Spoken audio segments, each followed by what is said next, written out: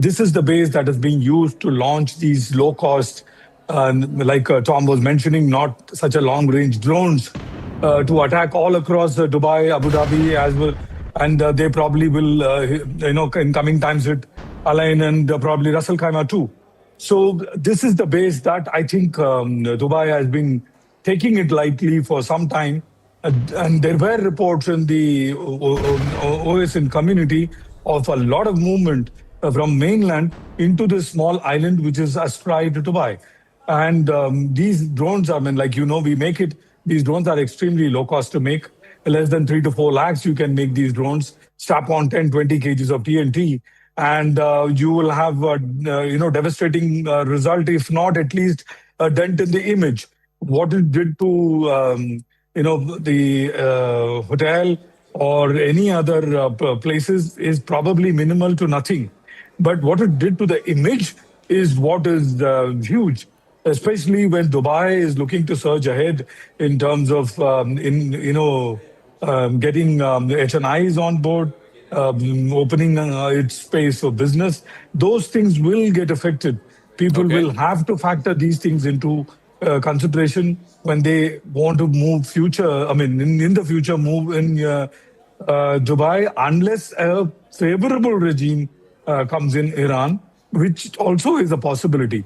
Time will tell. Let's wait and see. We'll see if there will be a favorable regime in Iran. But Iran has also now started trading fire through these missiles as well as Shahid drones that have been unleashed. And specifically, they're trying to target civilian populations in Dubai, in Doha, in Kuwait. It has started trading fire after the US and Israel launched multiple strikes, one of which killed the supreme leader of Iran, Ayatollah Ali Khamenei. CNN's Nick Patton-Walsh reports on the big questions that now stare the Middle East in the face. Killing Ayatollah Ali Khamenei is a simple solution to a very complex problem. And as the sun comes up here in southern Israel, I think the region, the United States and Israel, are going to have to urgently ask the question and find the answer: what really comes next? Now, clearly, the United States and Israel decided between themselves that removing the top level of Iran's regime would leave them ultimately in a better place. And President Trump has hinted that he thinks he knows who could potentially be a successor. He might be harking back to a Venezuela playbook where essentially they captured Nicolas Maduro and pointed towards his deputy as the person they'd like to see run the country. But Iran is nowhere near as simple as that. Its security forces are entrenched within society. They've got blood on their hands, just recently in January killing thousands. And so possibly the idea of some kind of moderate replacement in a box dragging the whole country towards the Western orbit is a little far-fetched perhaps. And still, the airstrikes and retaliations haven't even stopped yet. So it's a new dawn here, certainly, but one with very urgent questions as to how this very simple, brutal solution, the killing of Khamenei, suddenly fixes a problem that's beset the United States for decades. All right, that was CNN's Nick Patton-Walsh. But now we have the first reaction from the Iranian president, Masoud Pezeshkian, who many figured was a sidelined figure. He was merely a figurehead. He was the president. Yes, he's now reacted. He has vowed revenge after the killing of Ayatollah Ali Khamenei, the supreme leader of Iran. Tehran is viewing revenge as its duty, is what Masoud Pezeshkian has said. He was seen as a slightly more moderate, reformist president, but increasingly in the last few weeks and months, certainly after the attacks that we saw in June last year, the 12-day war, he was being sidelined as almost like a figurehead there, and it was directly being taken. The most important political and military calls, security calls, were being taken by the supreme leader along with other folks like Ali Larijani. But now the Iranian president Masoud Pezeshkian has vowed revenge, saying that revenge is a legitimate right of the Iranian people. Group Captain, what do you make of this? I mean, there are ultimately, like you were saying, if we have to find a swift end to this, then Iran will have to be convinced that there is a candidate or a set of leaders who are acceptable to the Americans and to the Israelis, a moderate leadership, if you will, who then they can say, okay, Khamenei has been eliminated, the top leadership of Iran has been eliminated, now it's time to hand the baton over to someone slightly more moderate. Even if that happens, Zaka, it is going to be a short-term peace for a simple reason. The Hadith is very, very clear. Both Al-Bukhari as well as Al-Muslim. It very clearly says during the end of times, you find a Jew, even if he is hiding behind a tree or a stone, you need to finish him. Unless you do that, you cannot go to the judgment day. So if that is, kind of enshrined, then there is a problem that is always lurking in the background. A peace could be short term. And when I say short term, it could be even 100 years, 200 years short term. So unless that somehow changes, the narrative changes, I do not know will there be a lasting peace. A. B, and most importantly, like Zaka, you correctly mentioned, people of Iran, their will needs to be put on the new government and not a hardliner's view that should come on the people. If the reverse happens, then the problem is always there on the ground. So many people have been killed. So many people will be killed in the future. So a lot of other countries other than US and Israel need to measure up, come in support of people of Iran to get a regime which is pro-people, Zaka. Okay, I also want to get Sushant Sareen if he's there to try. Okay, we'll try and go back to our other guests as well. If Mr. Yossi is there to weigh in. Okay, Daniel Benjamin Shapiro is former U.S. diplomat to Israel. Thank you very much, Mr. Shapiro, for speaking with us. So now we have the first reaction from the Iranian President Masoud Pezeshkian, who was seen as a slightly more moderate face. He has now come out and said he's vowing revenge against America and Israel for killing the Supreme Leader Ayatollah Ali Khamenei. What do you make of that? Well, I think as long as the regime survives, they will try to establish some revenge. I'm actually sitting in Tel Aviv, and there have been several barrages of missiles launched at Israel already today, and those might indeed already be part of revenge. They've continued to launch missiles into the Gulf against targets in GCC states. So it's certainly possible that they consider this revenge, and this is a very ideological regime. They've been driven by that ideology to try to destroy Israel, to sponsor various terrorist organizations and undermine Arab governments, to try to kick the United States out of the region. And their ideological leader has now been removed. So it would be logical that at least until more damage is done, they will try to establish some measure of revenge for his death. So war game this for us. How does this play out over the next week, maybe 2 weeks? Does Trump immediately claim political victory and say that, look, I've cut off the head of the snake. This is a huge victory for me. Now I want the Iranians to stop. Or does he go in for the long haul? He just doesn't stop at just Khamenei alone. He goes for the entire top leadership of Iran, and then he wants the people of Iran. I don't know how this is going to happen, but at the end of that, whether it's 10 or 20 or 30 of the top leadership of Iran is eliminated, and then he expects the people to take back the regime. How is that going to work? It's not a good practice to try to anticipate Donald Trump's decisions because he's very mercurial and probably he doesn't know what he'll decide. He, of course, established regime change as the strategic objective on his opening statement of the night the war began.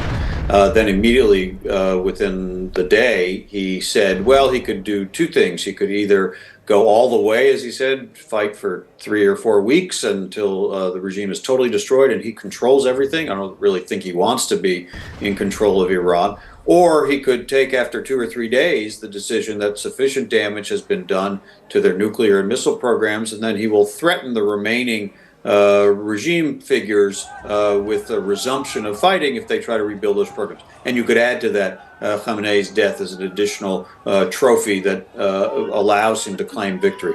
He, of course, his history is that he prefers short, sharp military actions, not long, extended wars. He's been a critic of long, extended wars that the United States has been in the past, of regime change wars, in fact, in Iraq and Afghanistan. So it would certainly not be surprising, but very hard to predict, but not surprising if he would say sooner than later, after a few more days, yes, we've done enough damage, we've killed the leader, we have the next leadership tier in place, and they will be deterred from being as threatening and as destabilizing as Iran has been under this regime for so many decades. But that would be a way for him to get out of this before our air defenses are stretched, and perhaps to claim a victory without getting pulled into a longer engagement than he wants to. All right, Lieutenant General retired KJS Dhillon is also now joining us. Major General retired Rajan Kochar here in our studios. Defense expert Tara Karta, former director with the National Security Council Secretariat, will also be joining us. Let me ask General Dhillon. General Dhillon, we were on the air last night as well. The fact that the supreme leader of Iran has been killed, how much of a political victory is this for Donald Trump? Will he use this as a victory and say, okay, this is the off-ramp I'm giving the Iranians, let them take it and exit this war quickly? Because he doesn't have, as our previous speaker was saying, he doesn't want to get America entangled in long wars. Or do you think he has the propensity to continue this for the next few weeks so that the entire top leadership of the regime is changed and then the people of Iran revolt and take back their government, take back their country, and then decide who might be palatable as a next leader of Iran? Good afternoon, Zaka, and good afternoon to the fellow panelists and all your viewers. We have to understand one thing. When America went in for this war, if you can call that a war or a conflict or whatever, it had a very declared aim of regime change. And why did America go in for this war? Because America will accept everything and anything. The only thing which America will not accept is anyone having the capability to hit American homeland with missiles or with the nuclear weapons. So if Iran was becoming a threat which could hit the American homeland, that capability has to be destroyed. Now, with that as a background, when America went in for this war, they are very clearly laid out phases of war or campaign. They are very clearly mentioned what all actions will take in phase 1, phase 2, phase 3. Some of the phases can even overlap. Now, in this particular way, the way we were talking yesterday also, the first and the foremost thing was to decapitate the political leadership, the religious leadership, the government top officials, and the military leadership, so that there is a vacuum at the top in the decision making, and that would result in confusion in the rank and file. Now, that was the first and the foremost phase 1. Coupled with that was to suppress the air defense, to neutralize the missiles which are likely to hit the American interests in the region as well as the Israelis, and suppress the air defense so that American missiles and drones and aircrafts can fly with impunity. That was to happen simultaneously. Phase 2 would be to destroy America's military assets and, most importantly, military industrial base, which was manufacturing these missiles, so that it does not have the replenishment or recouping capability while the war is going on. Coupled with all these things was to destroy America's economic assets so badly that for the next 2-3 decades, Iran's assets so badly that for the next 2-3 decades, they cannot get their act together and manufacture these weapons again. As also the nuclear weapons, nuclear material, all this would happen under an umbrella of a very solid psychological warfare or narrative building. Okay. Which has already started. We have seen the people coming on the street, the selective videos being leaked of women crying death to Khomeini and all that. So all this was to happen in a particular phased manner. One thing which Iran's oil refineries, because that they would need even after the regime change or after the war is over. Other than that, all the economic assets, the military assets, the political, military, government, top leadership will be decapitated. And in this whole game, internal uprising would be given a flip. Okay. And that would result in a civil war. Let's see how that plays out, because on the face of it, it would seem that if you've eliminated someone who's been part of this country or the leadership of this country for the last 40 years, that gives people a reason to rally around the flag. How can you expect people to come out and retake the government, as Trump said? But I'm getting another piece of breaking news as well. This is a CNN News 18 exclusive. On Khamenei's killing, Pakistani protesters have stormed the U.S. consulate in Karachi. They've entered the U.S. consulate building in Karachi. Multiple casualties, we are given to understand, are feared. Sources are also saying that it's being reported that there are more than 8 deaths and over 30 injured in this attack that happened on the U.S. consulate building in Karachi. Sources are also claiming that the U.S. base administration has seized the bodies of these individuals inside the consulate building. Protests continue across the country. In Skardu, we saw pictures from Lahore as well, and now in Karachi. I want to bring in Major General Rajiv Kochar here in our studios as well. Okay, let's go to Siddhant first. Siddhant, so again, in the case of Pakistan, there's always a question mark. Are these genuine protests? Is this genuine anger that's spilling out onto the streets on American diplomatic missions, etc., or is this being orchestrated by the military, political leadership, the sort of government there, the hybrid government there, in order to give vent to some of this anger? That's right, Zaka. In fact, this input has been brought to us by Securities Editor Manoj Gupta. Now, Manoj is reporting that Pakistani Shia Muslim protesters have stormed the U.S. consulate in Karachi in response to recent U.S. IDF strikes against Iran. Pakistan's security forces successfully pushed back the angry protesters who attempted to attack the U.S. consulate in Karachi. Protesters in Karachi set fire to the U.S. consulate amid demonstrations following the reported martyrdom of Supreme Leader Khamenei. Protesters broke through the security barricades and entered the U.S. consulate in Karachi. The protest appeared to be part of a wave of anti-U.S.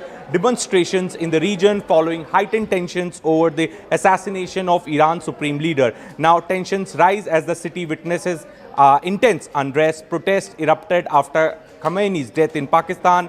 U.S. personnel stationed at the U.S. consulate opened fire on Pakistani protesters. It is being reported that there are more than 8 Zaka deaths and over 30 injured. Sources claim that the U.S. base administration has seized the bodies of the martyrs at the consulate. After Karachi, protests have started outside the U.S. consulate in Lahore. Protest continues across the country, including Gilgit-Baltistan. Karakoram Highway has been closed to all types of traffic. Back to you. Okay, Siddhant, we'll leave it at that. Thanks very much. Major General, here in our studios, just in terms of, how this is likely to play out, one variable that's been added is Iran is now attacking these civilian targets in Dubai, in Doha, in Bahrain. And those countries don't necessarily have the propensity for war. They certainly don't have the propensity for their civilian population to be attacked. How may that change the equation, Major General? Thank you, Zaga. Point to note here is that these are soft targets because all these countries do not have that kind of air defense umbrella which possibly Israel has. Because Iran has 2 options now, either to strike Israel, and we know that Jaral Ford is there, and it is an added umbrella for the air defense as far as Israel is concerned, because if you remember the last 12 days war, on the 9th day, Israel was not able to stop the missiles of Iran from coming in because interceptors had fallen short. But here what we are seeing is this is a pressure tactics on the part of Iran as far as the United States is concerned, because a message is being given to the United States as also to the Gulf nations that the United States cannot protect you any longer. Because if you remember, all these Gulf countries have US air and military bases here. And the premise why these bases were placed here was to give a protection to these countries against any outside interference in terms of any kind of a conflict. So I think a strong narrative or a strong strategic message is going from Iran as far as we are concerned, telling these Gulf countries that America can no longer protect you. Okay. It is not that these countries are enemies of Iran. You have to take that into account because over a long period of time, Iran has enjoyed fairly good relations with these countries. It is basically a message which is going to the Americans and also to these countries that United States is not able to protect you any longer.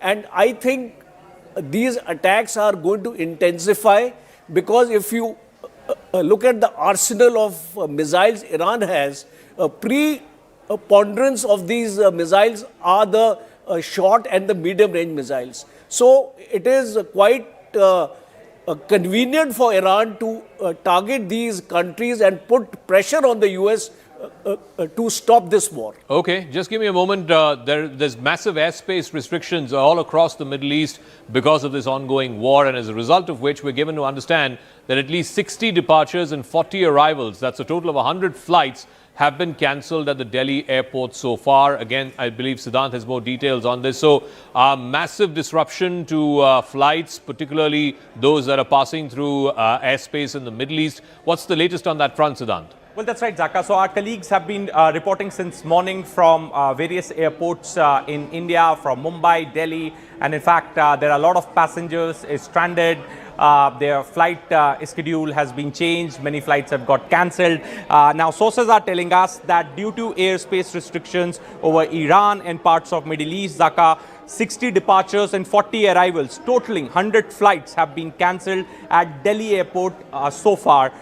In fact, Zaka, not just this, many airports in the region, in West Asia, have been shut after the strike by Iran, which includes Qatar airport, Kuwait airport, Dubai airport, and so definitely, you know, people are stranded at these airports. Not only in Delhi and Mumbai, but at various airports in West Asia also. Many flights are getting cancelled, and so far 100 flights have got cancelled only from Delhi airport.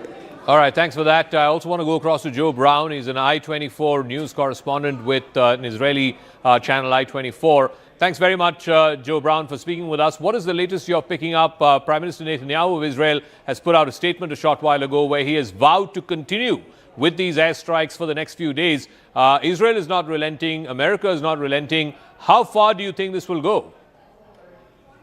Well, for Israel, they want to make sure that this is sustainable. If you just get rid of the head of the snake, Ayatollah Ali Khamenei, then there are still people in place, perhaps even younger people, more radical people, who will be able to take over the reins, and that could cause even more issues for Israel further down the line. And that's why they are going to continue fighting. In fact, just within the last minute or so, the IDF has come out with a statement saying that within the first minute of attacks yesterday, 40 senior leaders were killed. It's likely that includes Ayatollah Ali Khamenei, but that just shows the level of their military arsenal, the fact that they have a specific goal in mind. It's not just to get rid of the leadership as they have done over the last day or so, but it's to go even further, to make sure that they are no longer a threat, to make sure that their proxies in Iraq, in Lebanon, in Syria, in Yemen, that they pose no further threats to Israel. We had a little bit of the action in the 12-day war in June last year, but that was just to, I guess, set the scene for what is happening right now. What happened in the 12-day war was a good step in the right direction. It set the Iranian nuclear program back around about 2.5 years, according to experts, but they need to go a lot further, and that's what Benjamin Netanyahu wants to do. That's why he's saying that he will not stop until he is fully satisfied. Israeli sources have told I-24 News that it will likely be a week-long war. Potentially, it could be even longer. The state of Israel is prepared and ready for it to be even longer than that. However, as I say, they will not rest until Iran no longer poses a threat to Israel. All right, Joe, stay on with us. Dror Eidar is an author and a former Israeli ambassador. He's also joining us, and Tara Karta is also there with us. I'll go across to her in a second. But, Mr. Eidar, you know, the stated objective, as has been said by both Prime Minister Netanyahu and President Trump, is total regime change in Iran. Yes, the head of the snake has been cut. That's Ayatollah Ali Khamenei, the supreme leader. But if they were to eliminate the entire leadership, what fills that vacuum? And this hope that the Iranian people will rise and they will retake their government, as President Trump said, how realistic is that hope? Well, I agree with the major part of the analysis in your studio, but one thing I want to correct. America, Trump especially, does not attack Iran because of the nuclear program. They attack Iran because we are speaking about an entity, political entity, which is the source of the all worldwide terror. Even in India, every place that you want to see some destabilization of the area, you can find the footprint of Iran. So you're right. I mean, cutting the head of the snake is not enough because the entity is still alive. We are speaking about a state which does not have economical sources, but dedicate what it does not have to kill people all over the region. And what happened in the Gulf states, America, the conclusion is not that America cannot defend them.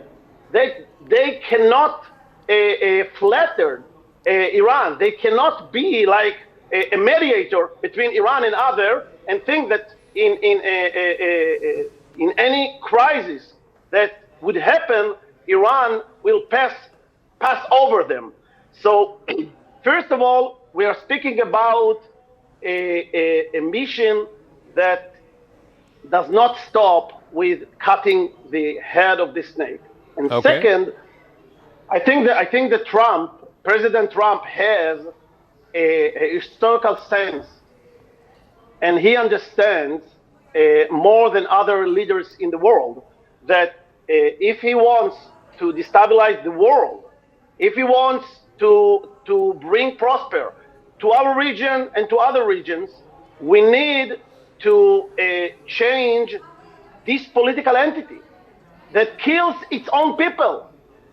They do not kill their enemies, they kill their own people. So we are speaking about many aspects, but let's focus in this moral mission. This is a moral mission like against Nazi Germany. Now, what taking place, the place of these old Nazis is this regime, which is a Nazi regime that its own goal, it's not only to exterminate Jews, it's to even to kill many Muslims as it likes in order to control the area. Okay, Mr. Adar, stay with us because we're getting more breaking news and I want Tarakarta to weigh in on this. In the midst of all of this, Pakistan has also conducted fresh aerial strikes. We're given to understand multiple locations in Afghanistan have been targeted by Pakistani aerial strikes, including Kabul, Kandahar and the Bagram air base. Pakistani jets have targeted the Kabul airport, the Afghan Ministry of Interior. These explosions took place between the Ministry of Interior and the airport in Kabul. Let me get a quick word in on this from Tarakarta. Tarakarta, what do you make of this? This has been an ongoing situation between Pakistan and Afghanistan. There were massive attacks by the Afghan Taliban just a few days ago, and now Pakistan sort of retaliating for that. A, what do you make of this? And B, how concerned should India be? This is in our region, in our backyard. Oh, we should be very concerned indeed. I will take off from what the previous speaker said about Iran being a sponsor of terrorism. Iran has sponsored terrorism, there's no doubt. I have no truck with it, let me make that very clear. But I would say in contrast, Pakistan is a far larger sponsor of terrorism than Iran has ever been. Because the Pakistani army and the state backs it 100%. And that blowback is what they're seeing now. Where the Afghans have got fed up of them and these people are now they've painted the entire picture so differently, saying that Afghanistan is the epicenter of terrorism. Afghanistan is trying to kill the Islamic State as a group, but that doesn't seem to have been reflected anywhere else. But in this, what I would really like to point out is that the attacks in Karachi, against the US consulate, which is disgusting, the ones in Skardu, this could not happen. I mean, there is no sign. I was looking at those videos. Where is the famed Pakistan army and they are Pakistan Rangers? Where are these guys who are supposed to protect these people? They suddenly disappeared. So you can attack defenseless civilians in Afghanistan, but you can't protect a diplomatic embassy in your own country. Yeah. That's a fair point. That's a fair point. I'll come back to Tarakarta in just a moment. Siddhant, very quickly on this.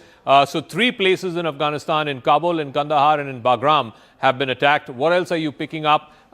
Clearly, there will be retaliation by the Afghan Taliban as well to this. That's right. So, in fact, Manoj is reporting, Zaka, that the leftover US weapons at the Bagram Air Base, including depots, successfully destroyed. Local Afghan authorities are assessing the damages. Pakistan military operation Ghazab Lil Haq against Afghanistan Taliban regime and militants on day 3. Pakistan and Afghan Taliban fighters are engaged in fighting on Durand Line's multiple sectors. Afghan Taliban spokesperson said that strikes by Pakistan has confirmed the strikes by Pakistani jet. In fact, anti-aircraft fire is being carried out in Kabul against Pakistani aircraft.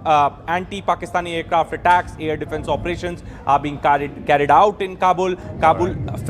Fellow citizens, do not be worried. This is what the Afghan spokesperson is saying. So multiple damages reported on Pakistani side. Authorities are assessing and calculating the damage. Okay, let's go back to what's unfolding in the Middle East between Iran on the one side and America and Israel on the other. Iran is now attacked a Palau flagged oil tanker. It's called Skylight. This was passing through the Strait of Hormuz right off the coast of Oman is what we're given to understand. 4 sailors have been wounded in the attack. The entire crew has been evacuated. In fact, this is the first known instance of an oil tanker being attacked that is just off the coast of Oman is what we're given to understand. 20% of the world's oil passes through the Strait of Hormuz. Iran has shown in the past its ability to completely cut off the Strait of Hormuz, which would be debilitating for oil prices around the world, and the markets could go in a tailspin. These are the latest pictures of this Palau flagged oil tanker that's been attacked by Iran. What is Iran trying to achieve, Siddhant, by attacking civilian targets, by attacking oil tankers? And Oman is a country that was a mediator between America and Iran. Now an oil tanker being hit just off the coast of Oman. Well, that's right, Zaka. So this Strait of Hormuz is very critical as far as oil trade is concerned. World's 20% oil trade passes through this route, and in fact, in the past also many times Iran threatened to close Strait of Hormuz. Now, yesterday, after US and Israeli forces conducting joint strikes in Iran, IRGC announced that they will be closing the Strait of Hormuz. Perhaps this is the ultimate escalation, perhaps which was announced by Iran yesterday, and now today we're getting to know that that this vessel, Palau flagged oil tanker Skylight, which was passing through Strait of Hormuz right off the coast of Oman, have been attacked by Iranian forces. 4 sailors have been wounded in the attack. The entire crew now has been evacuated. So it's a message which Iran is sending to other countries in the region, outside the region, that Strait of Hormuz is not operational.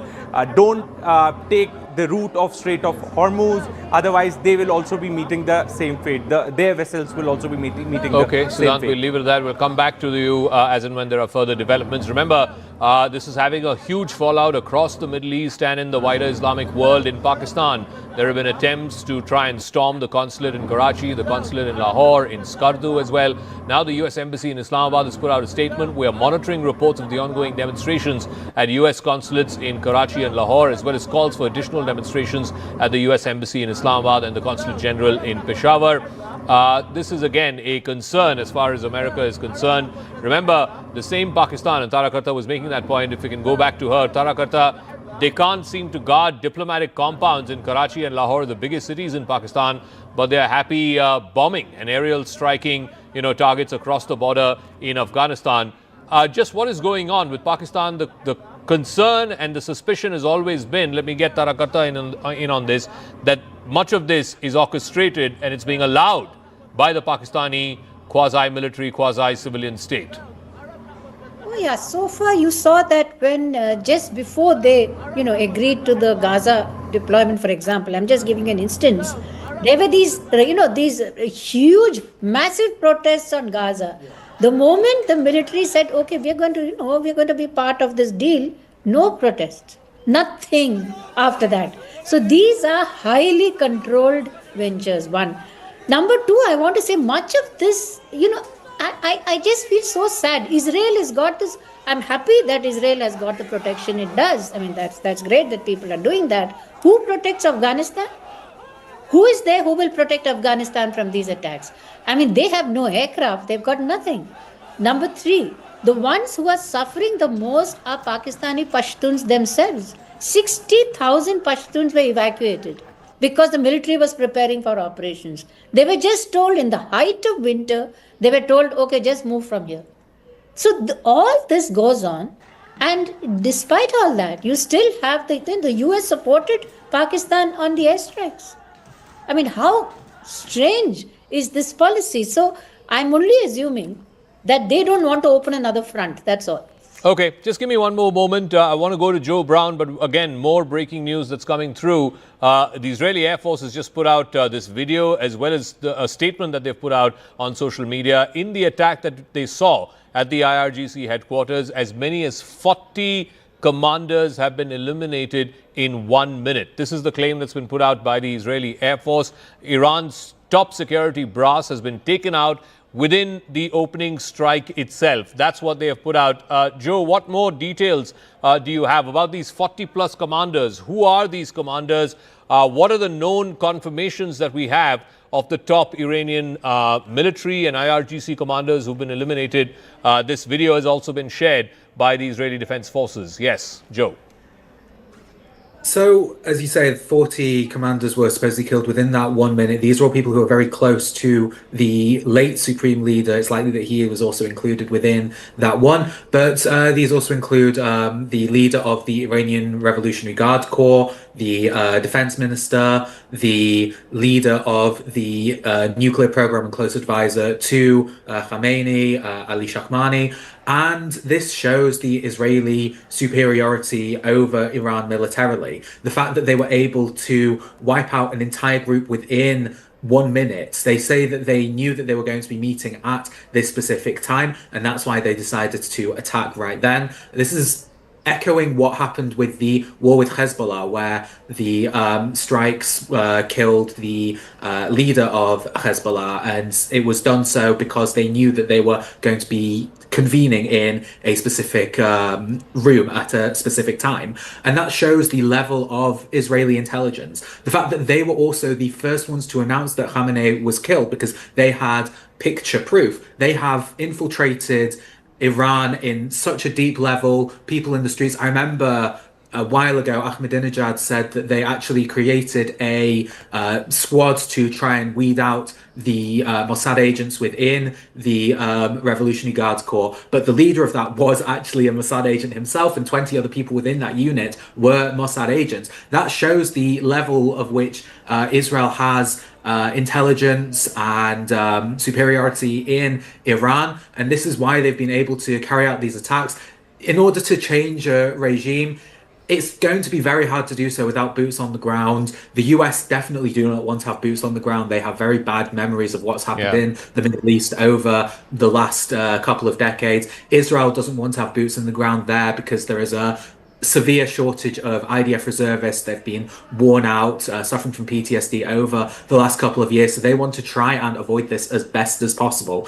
So in order to do that, yes, you need to have the drone attacks, the aerial raids, but you also need to have intelligence on the ground. And that's what's helped Israel find out that they were able to kill those 40 commanders within 1 minute. That's how they knew where they were, and that's how they will continue to fight this war. They say it will last maybe a couple days, maybe a week, but that is why Israel will fight until the very end and will be able to come away, at least in some sense, with a very strong military victory.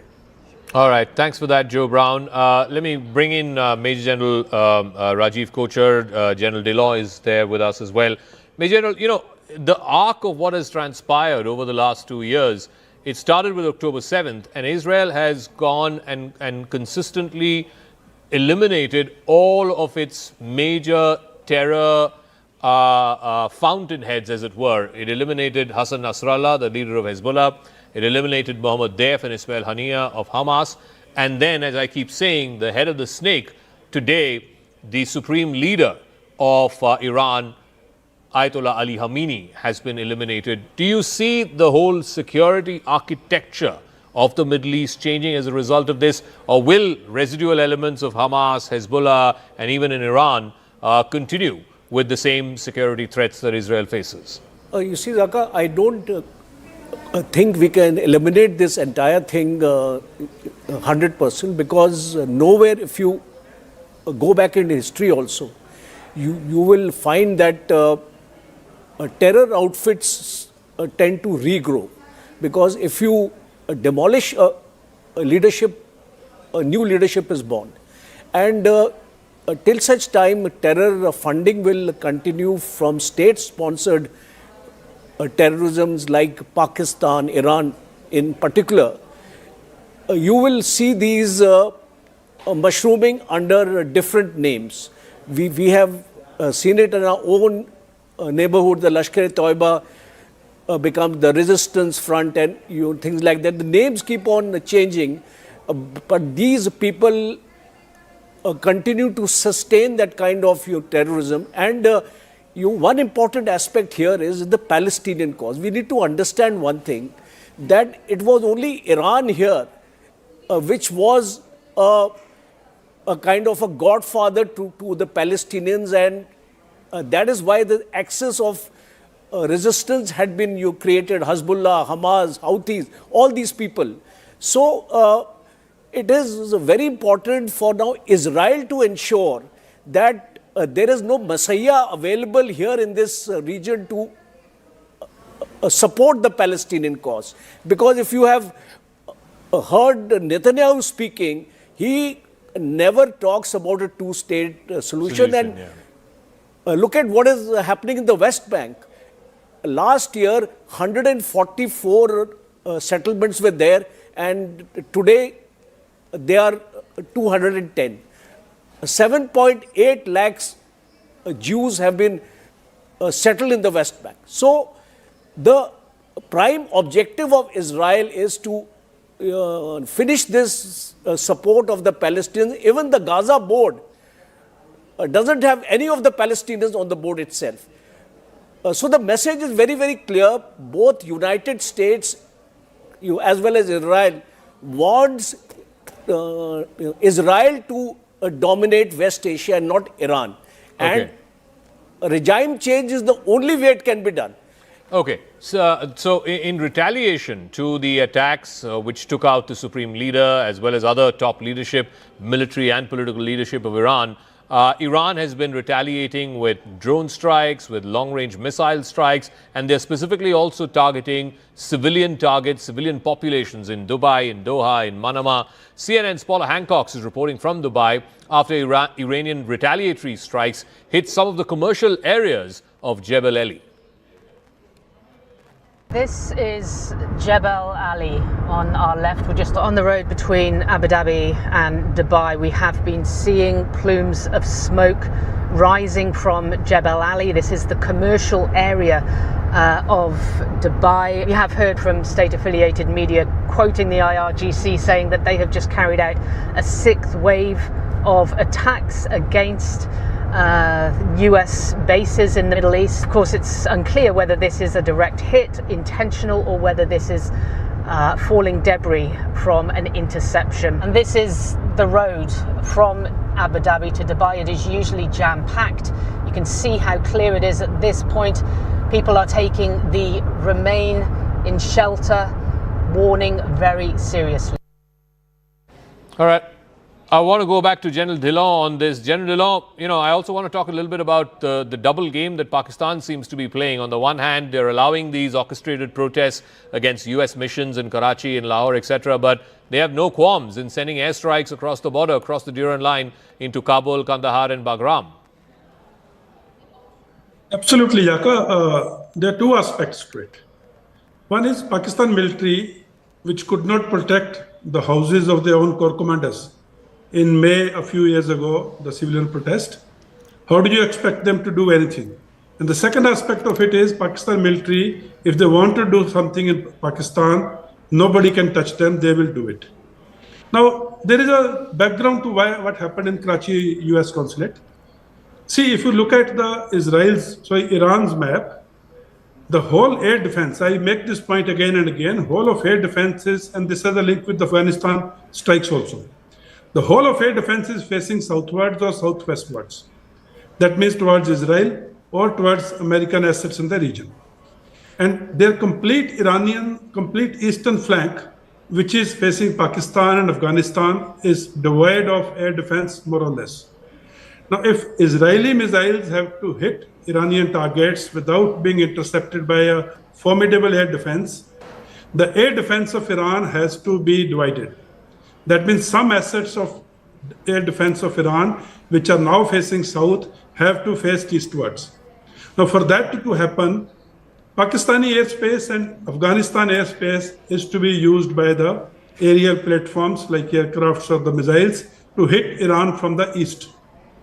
Now, for that, Pakistan is the only country which can be bought with few dollars here and there. And Afghanistan still has some anti-aircraft weapons. Now, Pakistan is doing the dirty work for America in the meantime in Afghanistan, so that when this airspace is used from the eastern side, Afghanistan is not able to hit any of the air assets which are flying low. And this is what the whole game plan is. And now coming to consulate, US consulate in Karachi, how Pakistan Army orchestrated this attack on it. It is to show to the people of Pakistan that we are against America. We are allowing you to protest. And also telling America that our internal problem does not allow us to support you openly. So please give us more dollars. So that in spite of internal issues, internal problems, we support you in your attack from the east or in your attacks on Iran. Now here, 8 Pakistanis killed or 10 Pakistanis killed have no meaning for Pakistan Army. Pakistan nationals' life is dispensable, is expendable. They will kill 100 of them to achieve the aim which military commanders or the military generals are wanting to achieve for themselves, not for Pakistan. Pakistan's national is the last thing on the priority. Pakistan's interest is last thing on the priority. The only priority is how to win confidence of America and earn some more dollars. Okay, and have those pizza I want to go back to Tarakarta as well. Coming back to the main war that is going on now between America and Israel, and of course you have Iran and Iranian targets being taken out, whether it's the supreme leader, whether it's the defense minister, the head of the IRGC, all of them are now eliminated. We're also getting to understand that an interim leader, this is an interim leader, Ali Raza Arafi, will be appointed or has been appointed as the interim leader. He will, of course, have to oversee the process of choosing the next supreme leader, which will be decided by the Assembly of Experts and the Guardian Council. But how do you see this playing, ma'am? Because there are two conflicting factors here. One, that Trump does not want a long, drawn-out war, and yet you cannot change the entire regime unless there is a slightly longer horizon that is available. Yes, they've taken out Ali Khamenei, they've taken out some of the other top leadership, but the remnants of the regime still remain. And whatever the next generation of leadership will be, they'll only even more be ill-disposed to America, because America has just killed the man who's been leading and giving ideological leadership to this project for the last 40 years.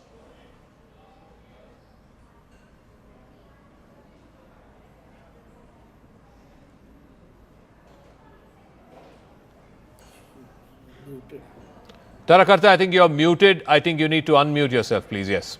Yeah, sorry. See, I was from the beginning on your show, I've been very puzzled as to what is the US's ultimate objective, because you had Omani foreign minister. The Oman is now extremely reliable negotiator. They had said that the Iranians had agreed to zero enrichment. That was the last positioning, right? Now you have your guest who says, no, that's not enough. US wants to take out the missiles as well. It wants to take out everything. Having taken them out, they can just walk away. Because you can't stop terrorism with any number of missiles. Unless there is a plan B, which says, I have this ready-made government which is willing to step in and take over things in a covert manner. Like I said, much like Bangladesh, what happened? They brought in this lot. Did it succeed? It didn't. Putting any kind of, outside regime into a country is an extremely tricky business. And it requires a lot of patience and perhaps some boots on the ground as well. Okay. But they're not going to do that. right? So what is the option? I think what I sense here is the idea is to weaken them. I mean, they've just appointed a new IRGC commander. So I don't think they're all that much of in grief as we think. The leadership, the functions are still going on. Okay. I don't see any just one word, ma'am. The Crown Plaza Hotel, and we're getting those visuals. This is again in Bahrain, in Manama. The Crown Plaza Hotel has been damaged. This was shortly after explosions were heard in the Bahraini capital. Now, what is also interesting is they're targeting tourist centers, they're targeting hotels, they're targeting airports, they're targeting oil tankers and ports. These are all not just, sources of revenue or capital for these countries, but it is also potentially it could have, international tourists, international folks who are camped up in these hotels and of course in the airport and so on. Are they trying to send out a signal not just to these Gulf Arab countries but also to America and Israel that look, we're going to hit on these high value targets as they were in that sense, so that the message goes across both to Washington and to Tel Aviv, not just to Dubai or Doha or Manama?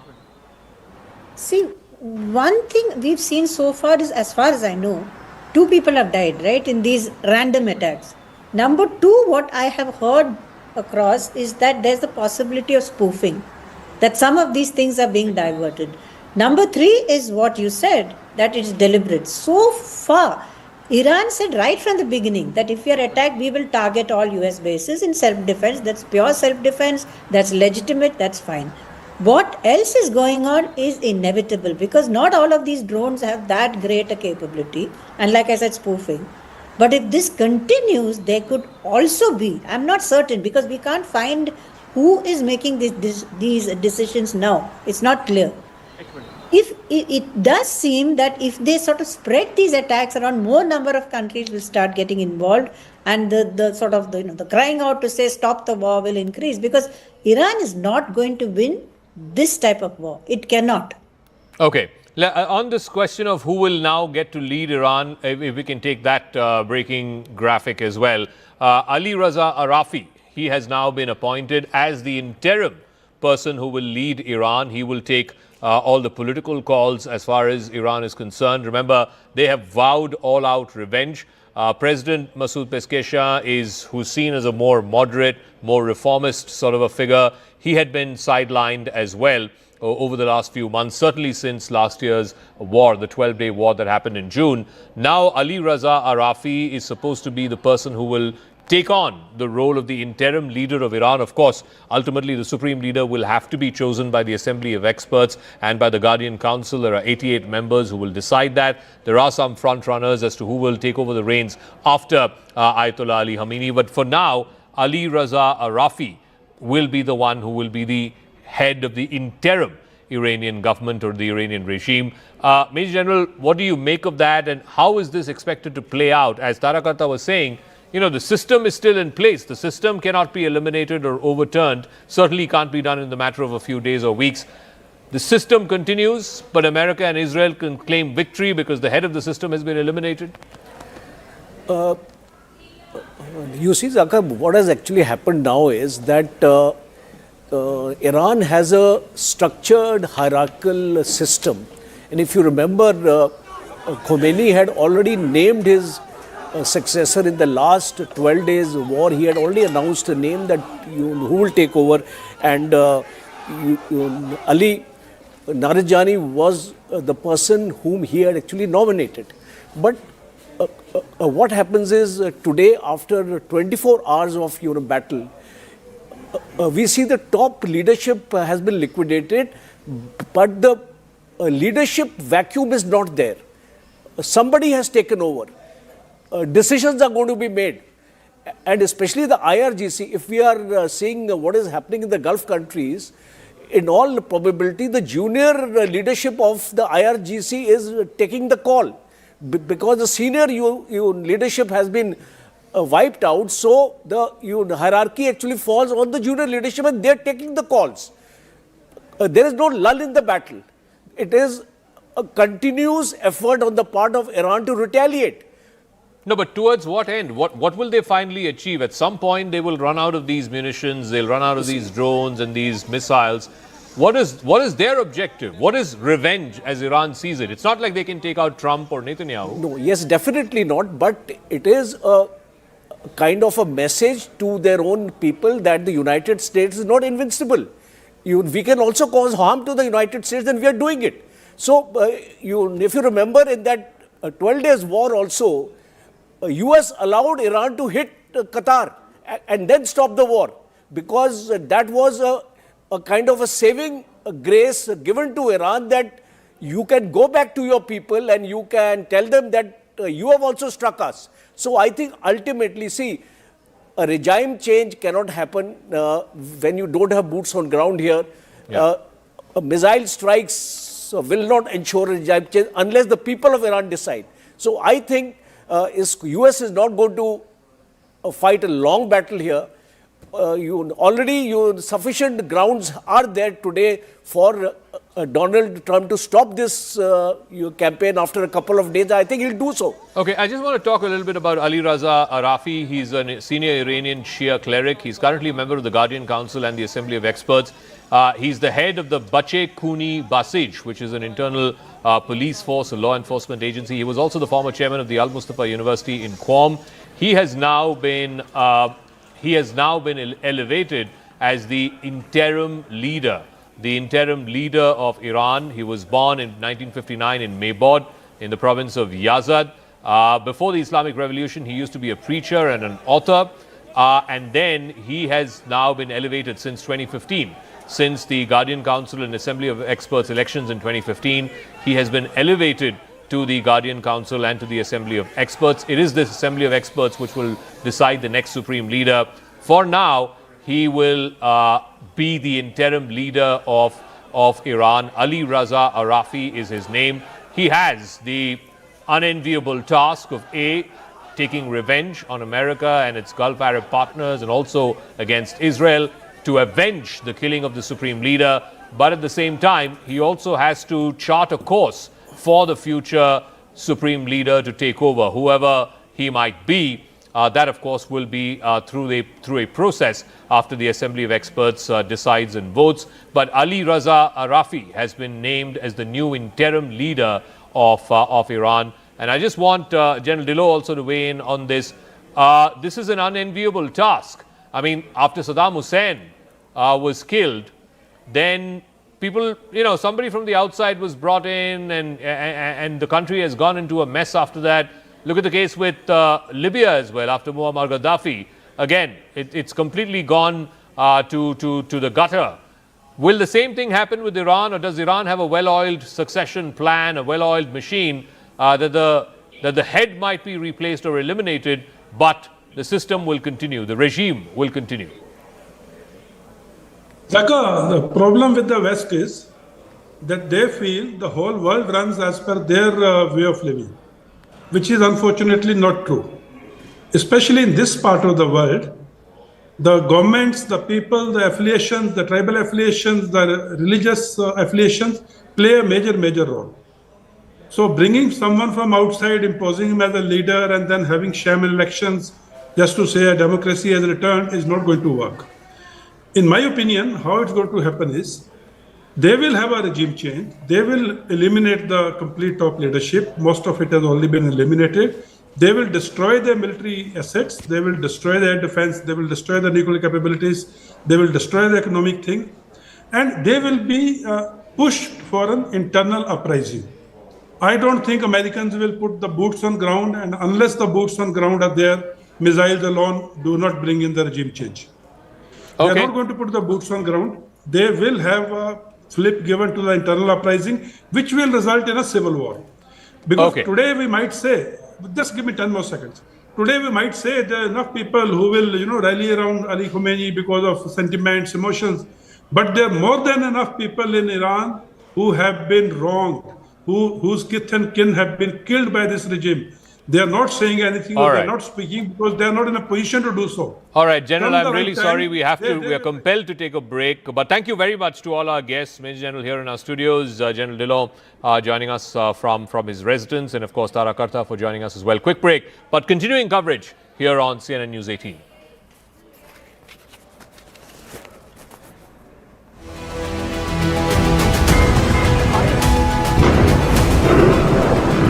just had a bomb alert here in Tel Aviv a few minutes back. I don't know if you heard that, Arunima. I don't know if you heard that loud blast.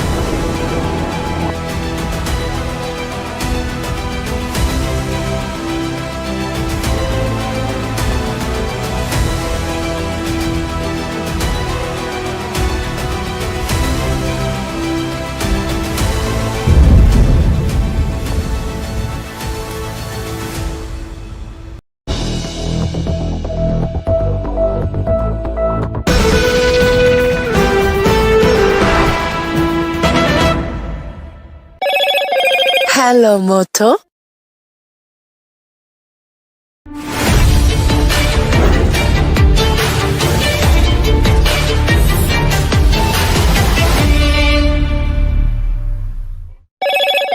Hello, Moto. All right, so in the latest, what we can tell you is that Iranian media is in fact negating the reports that have been coming in with regards to the killing of Ayatollah Ali Khamenei. The biggest information that was actually passed on was by the US President himself as he took to Truth Social to declare that the Ayatollah is dead. Is he using this as a leverage, as is being claimed by the Iranian media? We do not know. No official confirmation coming in from Iran. In fact, the Israeli side, also from Israel's foreign ministry, in fact, as far as the Iranian foreign ministry is concerned, that is actually negating the reports. Let me quickly bring in Sanjay Suri from Tel Aviv at the moment. We'll try and reconnect with Sanjay. He's currently stationed in Tel Aviv. Also, Siddhant will be joining us in just a bit.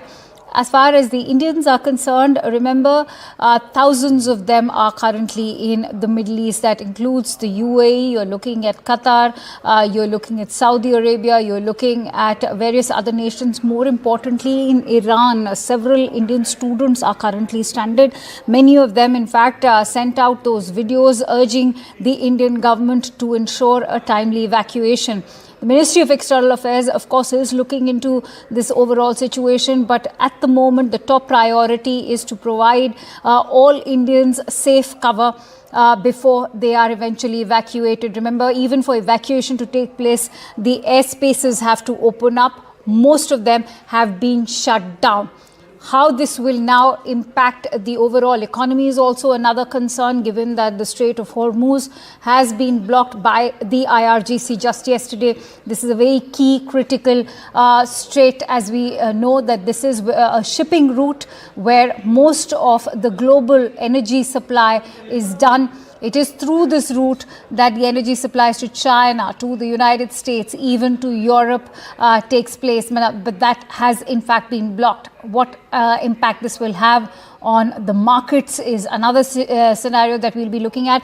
But first and foremost, the biggest question that remains unanswered at the moment is that, is Ayatollah Ali Khamenei actually dead, as is being claimed by?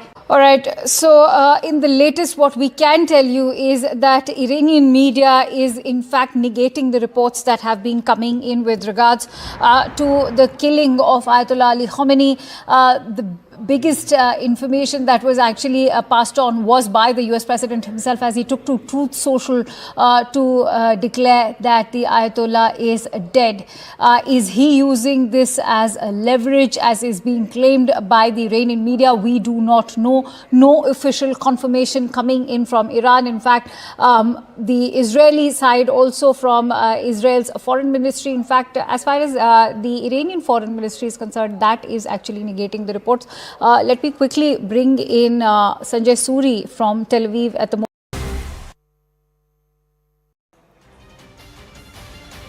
Viewers, the war is on. The war is on in the Middle East, and it is only widening by the minute. And it was expected that the Iranian regime would fold, but it hasn't. It has decided to dig its heels deep into the ground, and it is fighting with its back to the wall.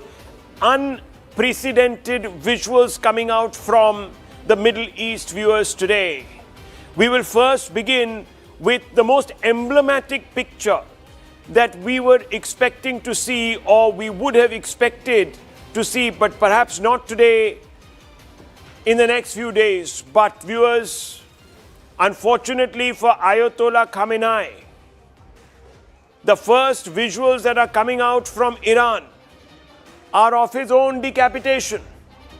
These, viewers, are the IRGC headquarters. This is where somehow, God knows how, Ayatollah was present in the most expected location. He was not supposed to be there, viewers. Anyone else would have decided not to be at the most obvious site, the site where perhaps the Americans and the Israelis would target first. Why he was there, we don't know. Did someone give him away? We don't know. But the fact is, viewers, in the first wave, in what was being called the preemptory attack by the United States and Israel, Ayatollah Khamenei's end came. For about 8 hours, Iran refused to confirm.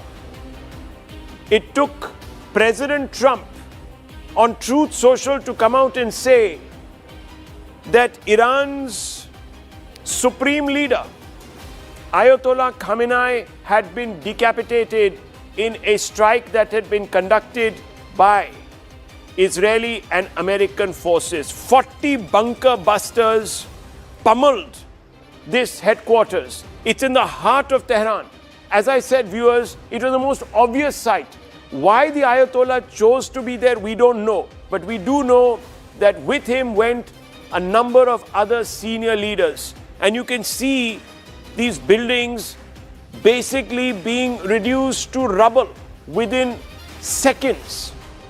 The impact was so devastating that for a mile around this building, viewers, you can see that road there.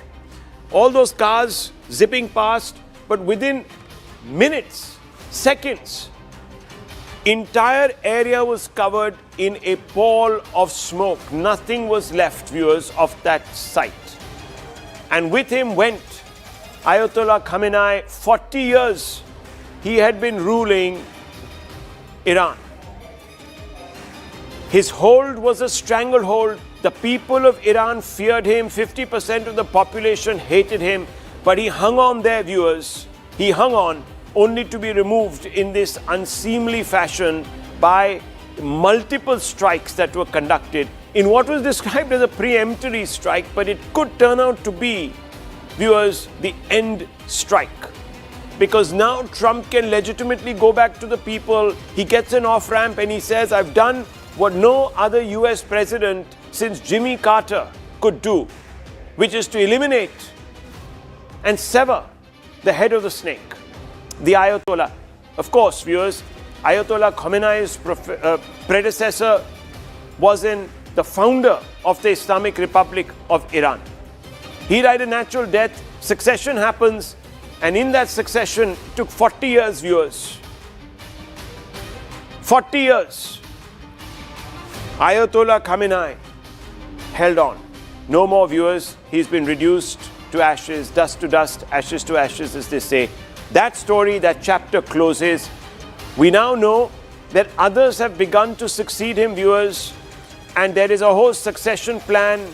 It's going to be run, the country is going to be run by an interim authority of 3 leaders, and over a period of time, these leaders are expected to either give shape to a more moderate turn in Iran, or, viewers, continue down the radical path and continue down the path to war. Now, viewers, what we didn't expect were these scenes. Right after that attack, which took out the Iranian leadership, the Iranians, as I said, battened down the hatches and they hit back. And they have hit back, viewers, across the Gulf. And what you're seeing are pictures that have come from Dubai. Scenes of devastation. So overnight, I'm going to show you some pictures of the Burj Khalifa, that one beacon of progressivism, that one beacon of the Gulf, specifically Dubai's pivot to a new economy. It was a symbol of that new economy. Viewers, even that was attacked. Let's go and show those visuals from last night of the Burj Khalifa. And I want you to look at those pictures very closely as you see drones coming into the Burj Khalifa, viewers, and then pock-marking the Burj Khalifa, and there is a lot of flames coming out. We can bring those shots out. Can we do that, Director Saab? Can you bring out the Burj shot? Let's do that very quickly. These are other pictures from this morning. The Burj Khalifa shot, the defining moment was yesterday. Since then, Dubai is being harried, viewers. One after the other, wave after the wave of attacks have been hitting Dubai.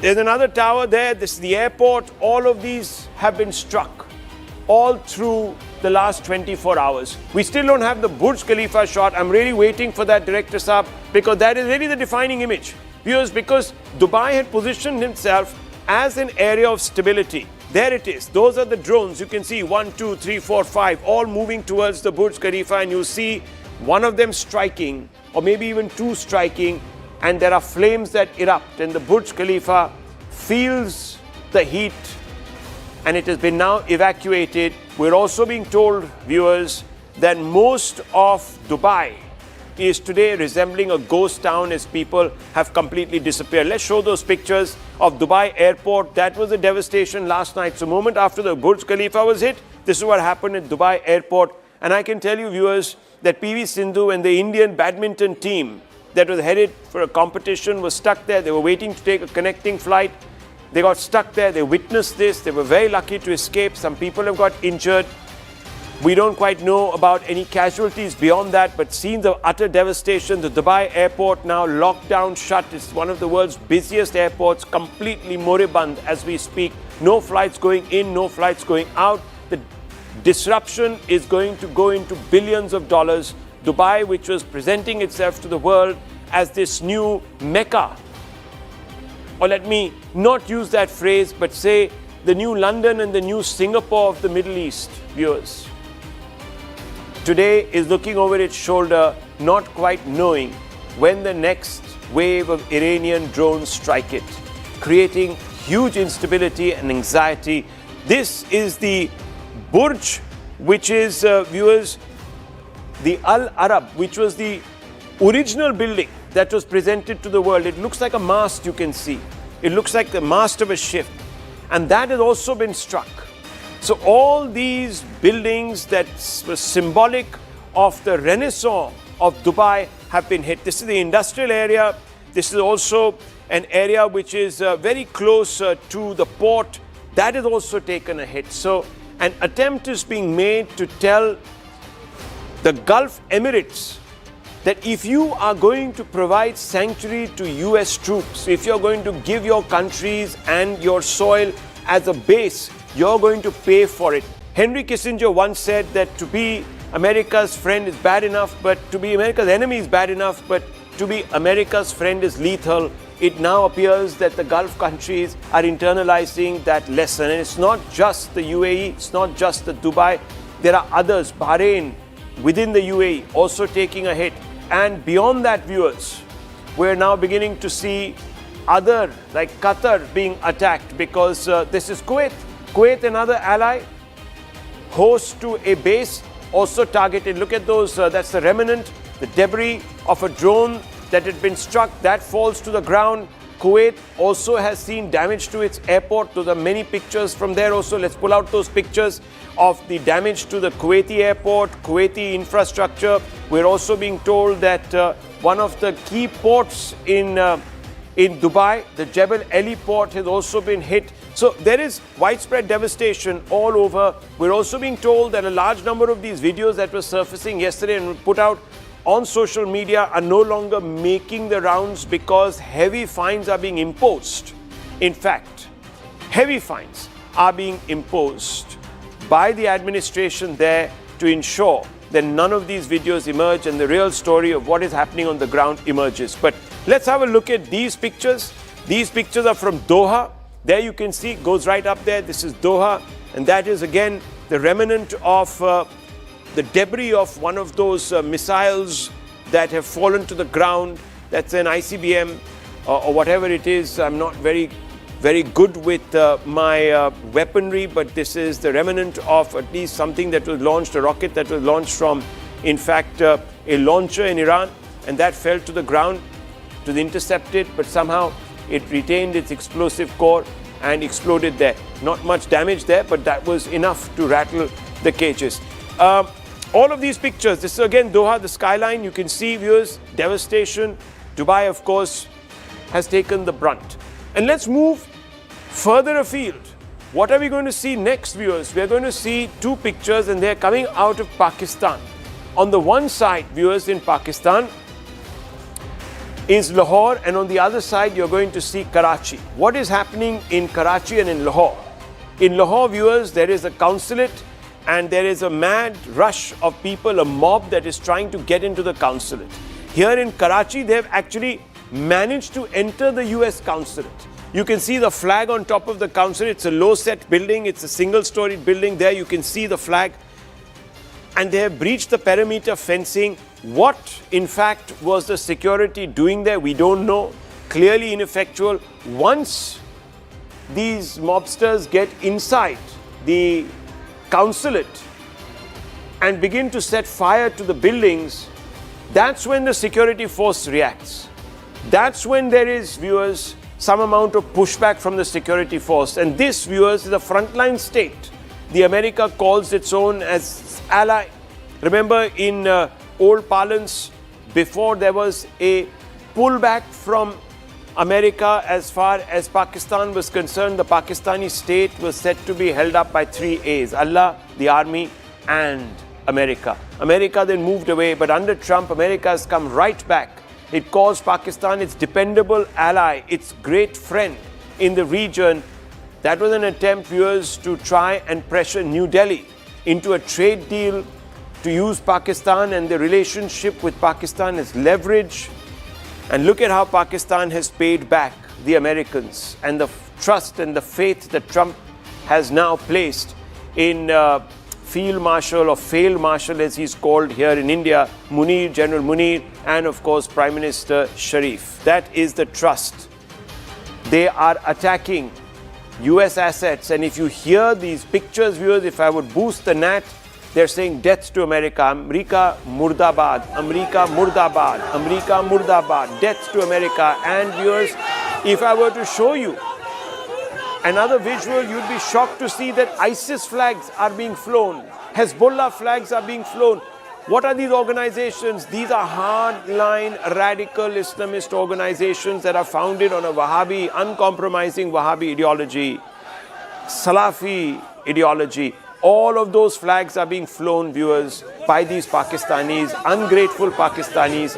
They do not want at any level to be part of the solution. They want to be part of the problem. And in this case, the problem, viewers, is Islamist fundamentalism, which is exported by Iran to destabilize the world.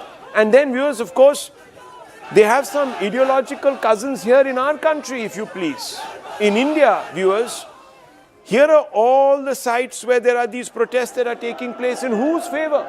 In the favor of Hezbollah, in the favor of Ayatollah Khamenei. These people call the Ayatollah their supreme leader, viewers. Nothing that the Ayatollah stands for is in any way complementary to India's constitutional approach to secularism or even democracy. Nothing. Yet these people, viewers, lionize the symbol of oppression and religious fundamentalism and a cruel patriarchy. This is a mindset prevailing in our own country, viewers. This is Srinagar. Masses of people out in the streets holding up various photographs from Khomeini back there, the founder of the Islamic Republic, to Khamenei, to all sorts of other individuals who won't worthy a footnote in history. But viewers, there you have it. Russia has just responded. That's what I'm being told, that Russia has responded. President Putin has come out and said that the death violates the norm of international law. Iran strikes US base, uses hypersonic missile Fatah 2. That is also what we are being told, viewers. So big breaking news also coming in. Iran's president says US and Israeli attacks are open declarations of war against Muslims. That's also being reported. IDF began planning Operation Roaring Lion in June following the conclusion and military debrief of the 12-day war against Iran. So we're getting a lot of information coming in. Gulf nations, foreign ministers to hold video conference today because, viewers, of the scenes that I showed you all across the Gulf, which is the devastation that is being caused by Iranian reprisal attacks. In the middle of your screens, you can see those protests, viewers, breaking out, protesters who are pro the Islamic regime in Tehran, in Iran, are out on the streets from Delhi to Lahore, in different parts of the country, Lucknow. Viewers, trying to suggest that the Americans and the Israelis are committing war crimes. Now, all of this means, viewers, all of this means that this particular area is in flux. And I'm going to show you a couple of maps which are going to sort of open your eyes further to the disruption that we are going to be seeing over the next few days. So when we look at these maps, you will understand that 30-40% of the world's oil no longer coming out of the Gulf because the Strait of Hormuz is completely sealed. And here it is, viewers. I want to show you. This is, of course, the Gulf. And here is the Strait of Hormuz. This area, I'm sorry, there is this strap going across that very point. We're going to try and move that and and get you something a little different. But here is why the Strait of Hormuz, why it is so significant. Here we are showing you, this is the area, this is Dubai, right there at the tip. This area is just about 20 meters wide and in some parts only 40 meters deep. The narrow sea passage between the Persian Gulf and the Gulf of Oman.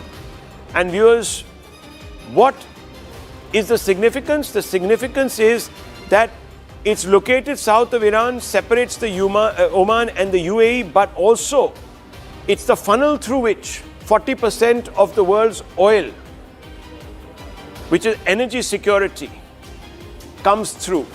Most of it goes to China, a lot of it comes to India, viewers. Those numbers change, of course, from time to time. Between 20 to 30% of the world's oil comes out of these wells, which are in the UAE and, of course, at one time from Iran. But from Iraq, from Bahrain, from all these other Gulf nations, this oil comes out and, of course, fuels the foundries of the world and allows for the economic engines of big countries to rev up. That oil today, viewers, is lying stuck here because none of the ships are going past the Strait of Hormuz, which means, viewers, that we are staring at a potential shortage, deficiency of oil from this particular region, which means that over the next few days and weeks, oil prices will go up. Now, let's just have a few quick comments coming through from some of our guests. We're going to go across to Dr. Einat Wilf, former Israeli MP and co-author of The War of Return. Group Captain Vinod is here with us. Major General Rajan Kochar is here with us. Sushant Sareen is here with us. So I want to first begin with you, Sushant Sareen. You've been having a look now at the coverage over the last 12 hours. We were all up from 3 o'clock. Give me a sense of where we are moving. Where is the story moving? What are we to make of the events of the last 24 hours? Rahul, I slept nicely in the night. I woke up in the morning to the news that the Iranian supreme leader had been taken out. But I think that was expected because after the last engagement in June last year, I think the calculation of Israel and the United States was that, look, if you have to effect regime change, you will have to do a decapitation strike and then probably move some other, make some other moves to make sure that if you cannot bring a regime from outside to take over, then at least you have a regime change within the regime and you have a far more reasonable, progressive, moderate kind of a system which comes into Iran and then a transition to something else. So I'm not at all surprised that that somebody like the Supreme Leader has been taken out. Frankly, I'm not going to shed any tears on that. I'm sure it has hurt a lot of people in India, some people who considered him to be their spiritual leader, but that's just too bad. They need to learn to cope. Second, I think it's very clear what the trajectory of war is going to be. And I personally think that the Iranians have made a strategic blunder by targeting the Arab states around them. Because, look, most of these Arab states were taking a somewhat hands-off kind of an approach that they didn't want to get into the fray. But when you start attacking civilian targets and you start impacting on their economy in significant ways, then you are forcing their hands to, gang up against you. And I would imagine that that's a major strategic blunder that the Iranians have committed because, look, if you are somebody from the UAE or from Saudi Arabia or from any of these other countries which have been targeted, what is the one thing which goes into your mind? That, look, Iran is now a significant threat to us. Iran can hit us anytime. Iran can have a devastating effect on our countries. And it is important to defang Iran. It is important to completely castrate Iran, not leave it with any capability to hit any of us. Look, if I was in a citizen of any of these Arab states, that's the feeling I would have. So I don't imagine that they would be thinking of it very differently. Also because historically they've had some beef with the Iranians, right? So what the Iranians have done is they have allowed everyone else to gang up against them. So I would imagine that we will see significant changes in the Iranian system going forward. I don't see this regime survive. I don't think it is in anyone's interest in the region to see this regime survive in the way it's currently constituted. Now, how long that takes, whether it happens in a matter of days or weeks, we'll wait and see. But the fact that, and Rahul, I think, maybe in some time we will get all the information of what exactly happened today. Okay. How the leader and the top generals and others were decapitated. Obviously, there was some inside information. Obviously, there is a certain section within the current regime which has given information, which orchestrated events to ensure that all of these guys collected in one place at the same time, and then the Israelis and the Americans had the information to take them out. It cannot be a coincidence. Nobody makes a blood. We have a general sitting with us. We, Air Commodore sitting with us. You ask them. It does not happen that everybody is collected under one roof. When you know that you are being targeted, when you know that there is going to be a decapitation strike, so I don't know what was told to these guys who orchestrate, but clearly something like that has happened. Something like that has happened, but we're also hearing as we speak more visuals coming in, and you can see them on your screens. Let's pull them back up here on our screens behind me. Viewers, what we are being hearing is now that we have information coming out that massive clouds of smoke are rising above Tehran after the Israeli military said that it had begun striking targets deep inside the Iranian capital. So air raid sirens are blaring in various regions also of Jordan. As I'm saying, viewers, this is becoming bigger. It is spreading. I don't quite know if the Americans had thought this through. We're waiting, of course, for Iran to come back, pull back from what many people believe is the brink. We're going to take a very short break. When we return, viewers, we're going to return to some of our guests and we're going to get you a perspective.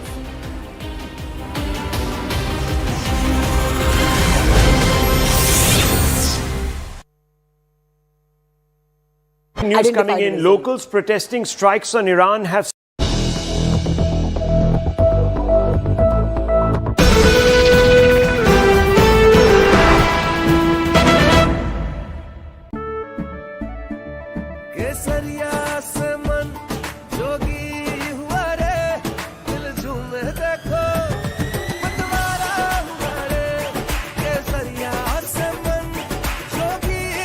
हर पल मनाओ केसरी त्योहार। विमल बोलो जुबान Kesari. Hello, Moto.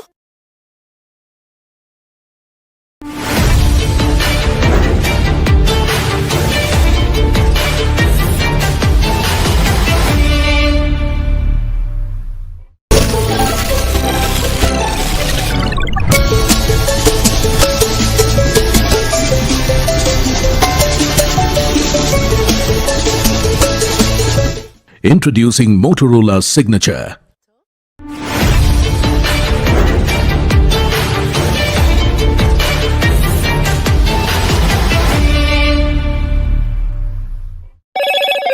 Hello, Moto.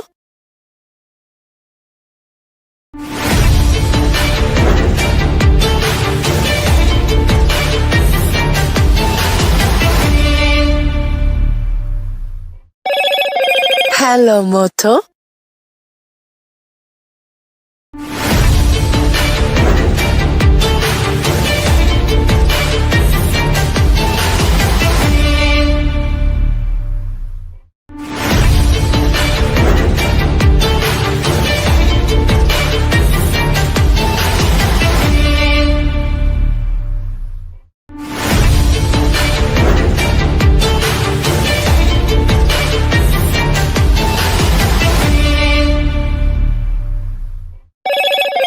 Hello, Moto.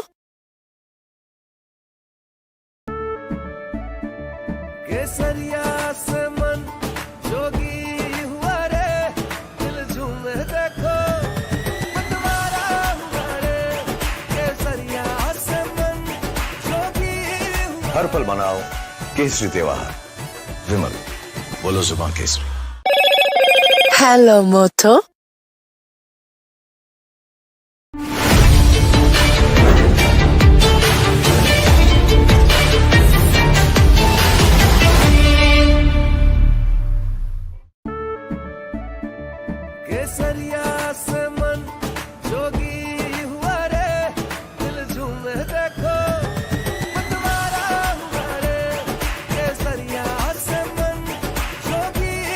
हर पल मनाओ केसरी त्योहार विमल बोलो जुबान Kesari All right. So, in the latest, what we can tell you is that Iranian media is in fact negating the reports that have been coming in with regards to the killing of Ayatollah Ali Khamenei. The biggest information that was actually passed on was by the US President himself as he took to Truth Social to declare that the Ayatollah is dead. Is he using this as a leverage, as is being claimed by the Iranian media? We do not know. No official confirmation coming in from Iran. In fact, the Israeli side also from Israel's foreign ministry, in fact, as far as the Iranian foreign ministry is concerned, that is actually negating the reports. Let me quickly bring in Sanjay Suri from Tel Aviv at the moment. We'll try and reconnect with Sanjay. He's currently stationed in Tel Aviv. Also, Siddhant will be joining us in just a bit. As far as the Indians are concerned, remember, thousands of them are currently in the Middle East. That includes the UAE, you're looking at Qatar, you're looking at Saudi Arabia, you're looking at various other nations. More importantly, in Iran, several Indian students are currently stranded. Many of them, in fact, sent out those videos urging the Indian government to ensure a timely evacuation. The Ministry of External Affairs, of course, is looking into this overall situation, but at the moment, the top priority is to provide all Indians safe cover before they are eventually evacuated. Remember, even for evacuation to take place, the airspaces have to open up. Most of them have been shut down. How this will now impact the overall economy is also another concern, given that the Strait of Hormuz has been blocked by the IRGC just yesterday. This is a very key critical strait, as we know that this is a shipping route where most of the global energy. And these are live visuals now coming of Prime Minister Narendra Modi is in Madurai and he is visiting the Thiruvananthapuram Murugan temple in Madurai for the first time. This is a very, very important visit to Madurai by the Prime Minister, coming just ahead of a couple of months when the elections will be announced and elections will be held in the important state of Tamil Nadu. The Prime Minister is on a day-long visit today to Tamil Nadu, and he is visiting this famous Murugan temple in Madurai for the first time. You can see the Prime Minister's visuals there. He's entering the temple as I speak. On the red carpet inside the temple, the Prime Minister is there and visiting this historic and holy temple for the first time. I have my colleague Purnima Murli live with me from Madurai. Purnima, what is the significance of the Prime Minister's visit and how important is this particular visit, especially to this temple?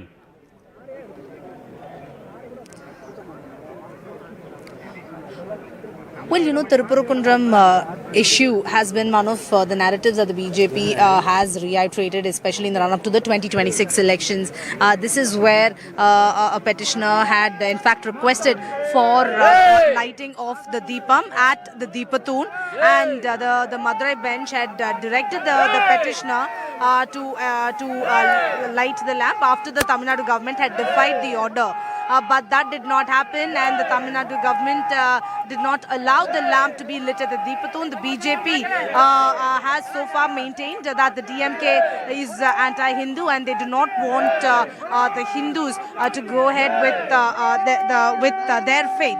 That is something that the BJP had said. So Tirupurukundram visit by Prime Minister Narendra Modi is significant, and in the run-up to the 2026 elections, this is going to be significant. You can see scores of people gathering to get a glimpse of Prime Minister Narendra Modi here outside the Tirupurukundram temple. Back to you. And Purnima, this visit coming at this particular time, you know, in a few days we could be having the Tamil Nadu elections being announced. Do you think this issue is going to dominate the elections, and Prime Minister's visit, is he throwing his weight behind the sentiments of those who want, the Deepathoon to be lit at this particular site? Absolutely. We'll have to wait and see whether Prime Minister will speak about the Tirupurukundram issue. Remember, after the temple visit, Prime Minister will be participating in the NDA public meeting that's scheduled to take place at 5 p.m. in Madurai, after which he leaves Madurai. So 5 to 6 p.m. is when the NDA public meeting is scheduled. Prime Minister, we'll have to wait and see what Prime Minister has to say to the voters of Tamil Nadu and primarily to the voters of Tirupurukundram and Madurai. Remember, BJP so far has said this certainly is going to have an impact on the 2026 elections, and also have time and again alleged that the DMK is anti-Hindu. So how much of an impact this will have, and whether Prime Minister will also speak about the Tirupurukundram issue and how the devotees were not allowed to light the Deepam at the Deepathoon despite the Madurai bench giving a go-ahead for that, whether that will be highlighted by the Prime Minister in the speech in a short while from now, we will know. But you can see here people gathered here to get a glimpse of Prime Minister, and Prime Minister is leaving the temple here, which is why you can find scores of people who are residents of Madurai are here waiting to get a glimpse of the Prime Minister. So this is the situation outside the Tirupurukundram temple.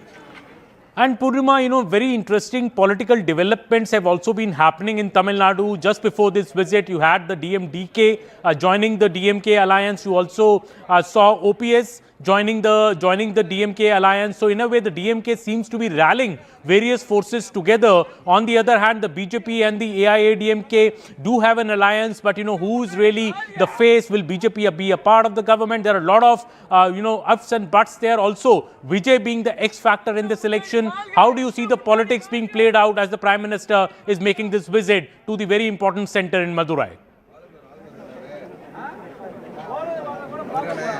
Well, the sitting MLA in Tirupurukundram is the AIADMK MLA. The DMK is now trying to garner votes of the Devar community by inducting O. Pannirselvam, by also bringing in the DMDK. They're also trying to stitch together a grand alliance. DMDK initially was in talks with both the NDA as well as the DMK, but DMK managed to bring the DMDK on board. The Prime Minister's speech will be significant because the NDA is also planning to make make inroads this time. And both the DMK and the NDA maintain that 2026 is a fight between the two Dravidian parties, and the NDA is confident that they will also be able to sweep elections. Prime Minister and other senior leaders of the BJP are going to aggressively campaign in Tamil Nadu, and this time around the BJP is hopeful that they will make inroads in Tamil Nadu elections. How much of an impact will Thiruparukundram issue have? All eyes on that, but you can see people here gathering to get a glimpse of Prime Minister while he's here in Madurai. But a lot of people have been gathering just to get a glimpse of Prime Minister. Yes, the NDA is planning to make inroads, and Thiruparukundram is certainly going to dominate the Tamil Nadu elections. How much of an impact will that have on the BJP and its alliance, the AIADMK? All eyes on that. By May, we will get answers to that. And Purma, maybe you can speak to these supporters who have lined up to watch and see the Prime Minister. What do they have to say? Do you think this is the popularity of the Prime Minister also being reflected on the streets of Madurai today?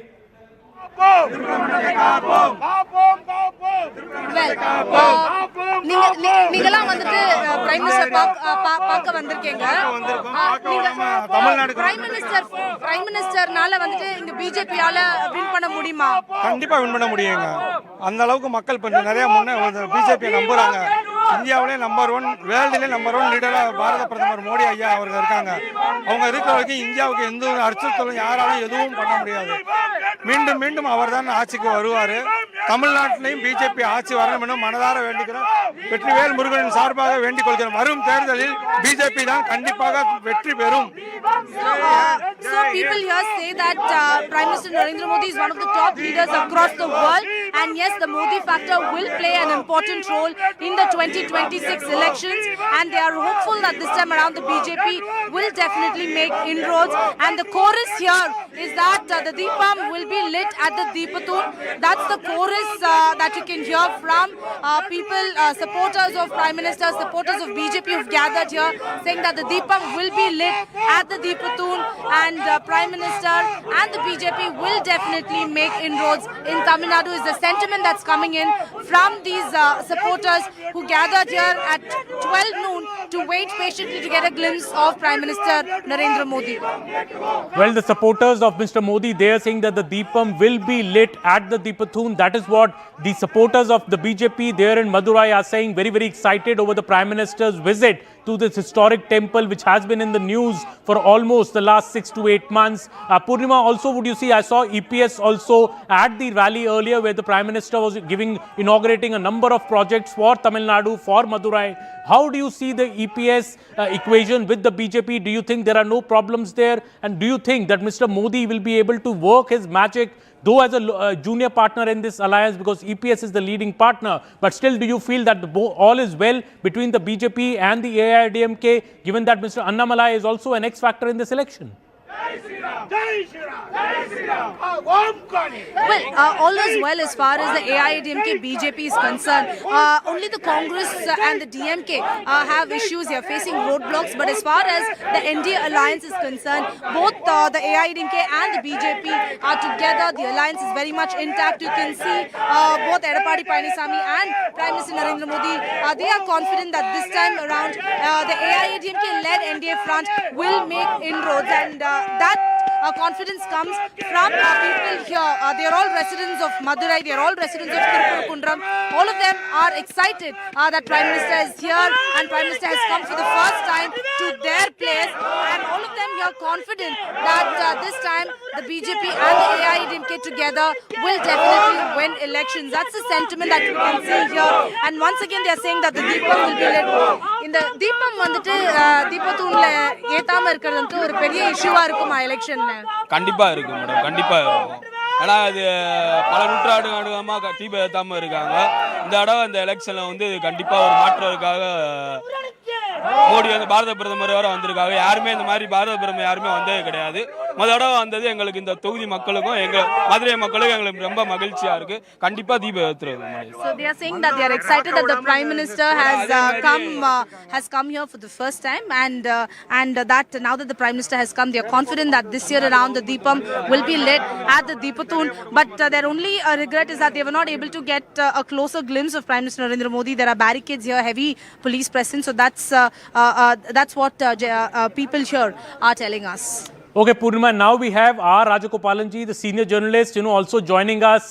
Rajagopalanji, the big visit of the Prime Minister, this particular visit to Madurai and to the historic temple, what is the significance, and do you think what is the message that the Prime Minister is trying to send here? Amanji, one thing important, Aman, it has given a political color. The DMK government, which did not implement the High Court order or the Supreme Court order, Prime Minister thought that he has to go there and worship that Lord, Murugan. Therefore, it's a significance. It is politically important. With the backdrop of Congress not getting closer to DMK, now Prime Minister has gone to Tamil Nadu 2 times. He went with EPS.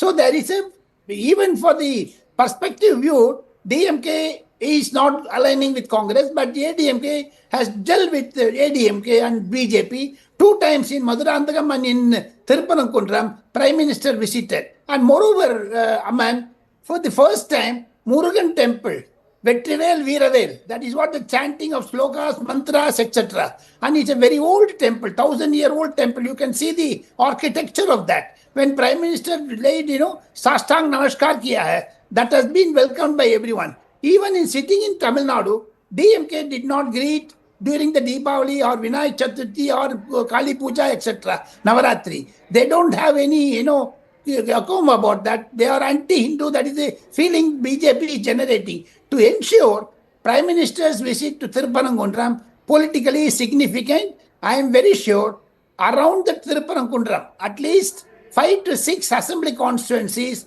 will have a major effect. And Mr. Rajagopalan, also as you said, PM ne Shashtang Namaskar kiya hai. He has made it a point to visit the Murugan temple for the first time. And the chants there from the BJP worker is that the Deepam must be lit at the Deepotham. Do you think this is a sentiment that will travel far and wide now, because the Prime Minister effectively is throwing his weight behind these voices which say that the DMK government has violated court orders and not allowed people to exercise their religious right in a way? Yeah, even the local Muslims, Aman Sharma, even the local Muslims in Thirupanankuntram never wanted a division or a cleavage or a jagada between them. But the DMK intentionally, the local MP, went and had mutton, biryani eating, thrown that mutton to the birds and dogs, etc. Thereby he created it. They wanted to create a Hindu division building, but very cleverly the Hindu Munnani in Tamil Nadu, the outfit of RSS, they have created this and they went up to the Supreme Court, got the justice. Even the judge was to be impeached. Can you believe? When you impeach a judge in the parliament, now Prime Minister is going to that particular temple where the justice was to be given. Prime Minister himself has come. Apart from that, Amman, from Madurai, from Thirupanankuntram, it is only 500 kilometers where the Jaffna is there, Sri Lanka. Where even in Sri Lankan temples also, Narendra Modi is the first Prime Minister to visit Murugan Temple, Kadir Kamar in Jaffna in Sri Lanka. So therefore, Prime Minister attaches significance. Even if he went to Dubai or UAE or Abu Dhabi, he goes to the Akshardham Temple. The BJP is a political party which gives importance to the temple visit. Be it Amit Shah, be it Nadda, be it Nitin Nabin, they are all going to the temples nearby. Whichever state, whichever the country, whichever the location they went. Similarly, Prime Minister has ensured. See the attire. He sees Sastang Namaskar in a dhoti, in a lungi type, in a vesti type. So it's very significant. He looks like a typical Tamilian. The entire Tamil Nadu, especially from the Madurai and Thirupanankuntram area, as I told you, 5 to 6 constituencies will have definitely a BJP, ADMK booster. Apart from that, Aman, from the political point of view, Congress, the DMK talks have been not successful. It is failing many times. So far, Mr. Rahul Gandhi did not have a telephone conversation even with Mr. M.K. Stalin. That is the way in which now Edappadi Palaniswamy and Prime Minister Narendra Modi are going to share the dais in another half an hour's time. He's going to make a political speech there. All right, Mr. Rajagopalan, thank you very much for joining us. We're just pulling away from this coverage to the other big story, which is Ayatollah Ali Khamenei, the supreme leader of Iran, has been eliminated. We're getting breaking developments on this story. Now, this is the latest breaking story on this front. Attacks on ballistic missile launchers and the destruction of unmanned aircraft. The Air Force of Israel continues to operate in Iranian skies. This is the latest that's been shared by the IDF and by the Israeli Air Force. They're very clear that they're not stopping just at the elimination of Ayatollah Ali Khamenei or the top political or military leadership of Iran. The next target is going to be destruction of all unmanned aircraft, the drones, the Shahid drones, and the ballistic missile launchers. That is what the Israeli Defense Forces have just put out on social media. They've also released some more footage of these massive attacks that we've been seeing over the last 24 hours. Airstrikes by both America and Israel, trying to completely neutralize Iran's capabilities of hitting back, not just at American or Israeli interests in the region, but also on the Gulf Arab countries. We're seeing numerous attacks on civilian targets like hotels, airports, etc. Now the next stage of this campaign will move towards neutralizing Iran's ability to launch ballistic missiles and its ability to continue operating and continue flying these cheap Shahid drones. Clearly, this is going to be a long-drawn operation. That's what the IDF has indicated. It is very, very clear that this operation by both Israel and America is not going to end in the next 24 hours or 48 hours. Trump has said that his stated objective was regime change, and that does not stop with just Ayatollah Ali Khamenei. I want to go across to Aman Sharma, who has more details on this. Aman, so the next stage is going to be to neutralize and eliminate Iran's ability to launch ballistic missiles and also to counter this unmanned aerial vehicles that are being sent, these drones that are being sent. Well, yes, Zaka, see, I think the real capability of the forces on the both sides is on display here. You know, we earlier had a New York Times report earlier today explaining in great detail how Israel had carried out these pinpointed intelligence-based strikes, and which were backed by also tracking, very sophisticated tracking, and the daytime strike at about 9:40 a.m. How they struck this particular compound of Khamenei, in which the supreme leader of Iran, his top leadership, even his family, has been assassinated in that particular strike. And the New York Times went into great detail on how Israel and the US over the last 2 to 3 months, in fact, the CIA had been gathering this specific intelligence to take out the Iran supreme leader, and they executed it at a time when they got pinpointed intelligence that at this particular time in the morning, the supreme leader will be present in this compound in a meeting with his entire other leadership. And that is why also now we are seeing Iran, launching these strikes all over the Middle East. Earlier we thought till yesterday that Iran would be responding by attacking the US bases in the various Middle Eastern countries, but clearly Iran has also taken the bar higher, in a way gone beyond what everybody expected by attacking the civilian infrastructure in Dubai, in Abu Dhabi, in Bahrain, in Kuwait. The leading airports, the busiest airports in the world, be it in Dubai or Abu Dhabi, have been targeted. They are shut down. All the major airlines in the Middle East are not flying at all. So the entire airline infrastructure in a way has been crippled by the Iran strikes, and this is only getting more extensive as we have gone through the day today, Zaka. We're seeing live pictures. In fact, these are pictures from earlier today. Prime Minister Benjamin Netanyahu of Israel holding a security consultation meeting, taking stock of the situation after last night, after confirmation came first from the Israeli side, and then subsequently President Trump put it out on social media that Ayatollah Ali Khamenei had been eliminated. As you see Netanyahu come down and take his seat, you can see the entire Security Council sort of congratulating him, clapping their hands. Clearly, this is a huge moment of personal victory for Netanyahu. He has been talking about eliminating the Iranian leadership and eliminating Ayatollah Ali Khamenei for the last 40 years. He's been the one leader at the forefront of ensuring that Iran does not get access to a nuclear weapon, that the Iranian regime is weakened. And if you see from October 7, 2023, when the dastardly Hamas attack happened in various parts of southern Israel, he has completely gone in and changed the security architecture of the Middle East, particularly those threats that were coming, the terror proxies, whether it's Hezbollah, Hamas, the Houthis, and now the fountainhead of all terror emanating in that region, which is the Iranian regime and the Supreme Leader Ayatollah Ali Khamenei. So this has been a complete arc where Netanyahu has promised that he will change the entire security architecture of the Middle East. He will completely eliminate all the threats to Israel, to the Israeli population, and to the state of Israel. And he's done exactly that. He has completely gone out there and eliminated all of them. Let's bring you also some of the very latest pictures that are coming in. Iran is also hitting back. They're using these Shahid drones, which they have supplied to Russia as well in the Ukraine war.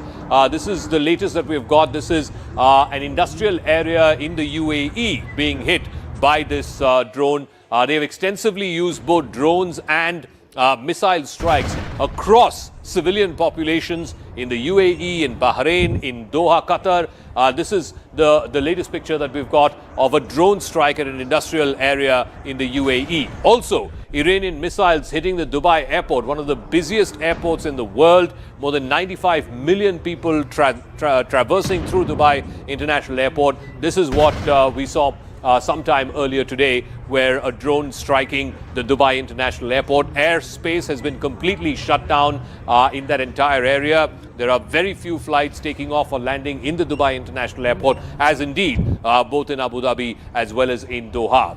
Let's also bring you up to speed with the other big visual that came. This is Palm Jumeirah, one of the most expensive real estate areas anywhere in the world, certainly in the Middle East. This is again an Iranian missile strike happening just at Palm Jumeirah, and this is the first time that Iran has targeted civilian enclaves, civilian populations in the last 40 years. Yes, there have been skirmishes in the past between Saudi Arabia and Iran, between Iran and the UAE. The first time that civilian enclosures are being targeted by the Iranian regime. Then Dubai's Burj Al Arab Hotel, which is one of the most prominent five-star hotels in that region, in the Emirates, in Dubai, again hit by an Iranian missile strike. This is an iconic building, almost shaped like a yacht, or at least the sailboat of a yacht.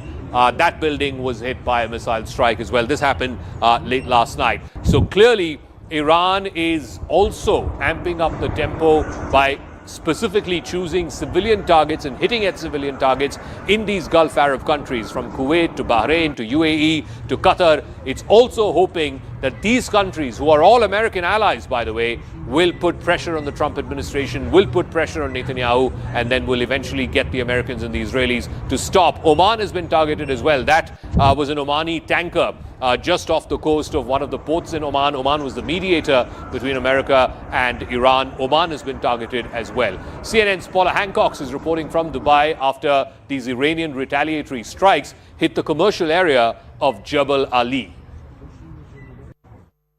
This is Jebel Ali on our left. We're just on the road between Abu Dhabi and Dubai. We have been seeing plumes of smoke rising from Jebel Ali. This is the commercial area of Dubai. We have heard from state-affiliated media quoting the IRGC saying that they have just carried out a sixth wave of attacks against US bases in the Middle East. Of course, it's unclear whether this is a direct hit, intentional, or whether this is falling debris from an interception. And this is the road from Abu Dhabi to Dubai. It is usually jam-packed.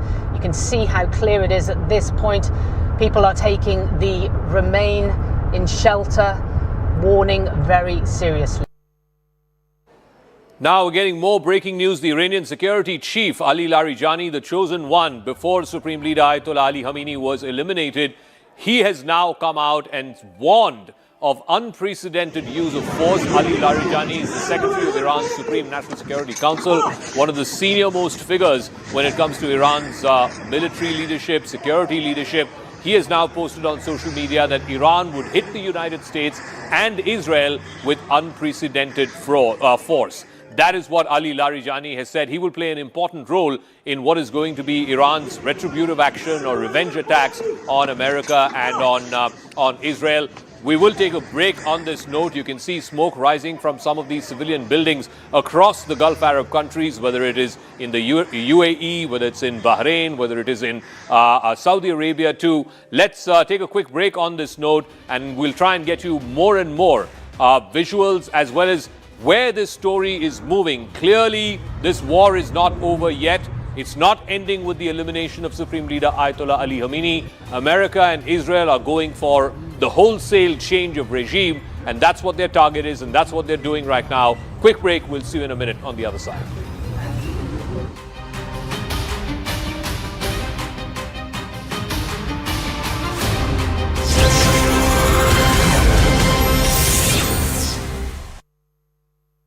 News coming in. Locals protesting strikes on Iran have stalled.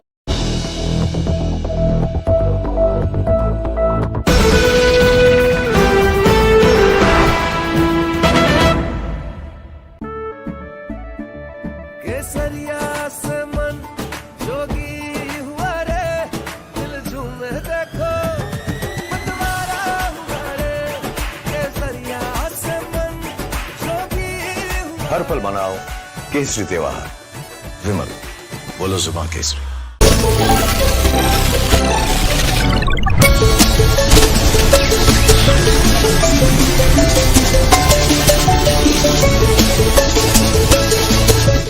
Introducing Motorola's signature.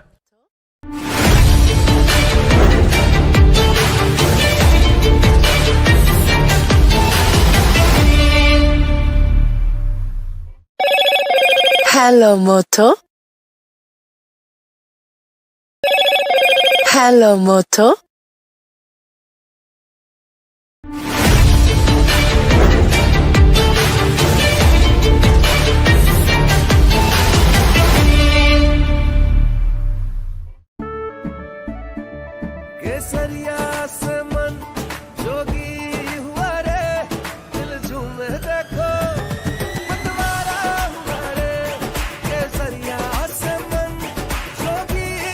हर पल मनाओ केसरी त्योहार विमल बोलो जुबान Kesari Hello, Moto.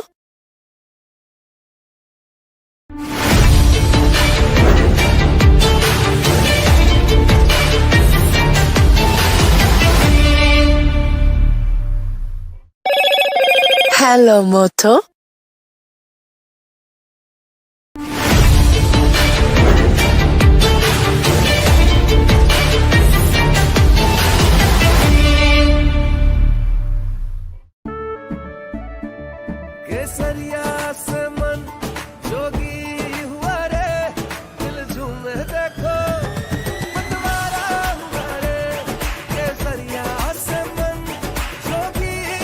हर पल मनाओ केसरी त्योहार विमल बोलो जुबान Kesari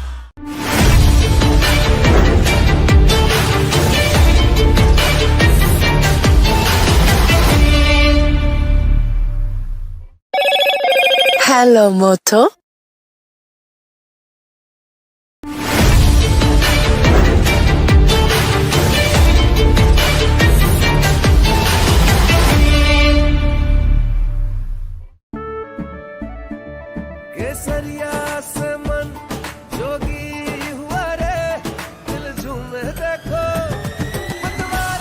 All right. So, in the latest, what we can tell you is that Iranian media is in fact negating the reports that have been coming in with regards to the killing of Ayatollah Ali Khamenei.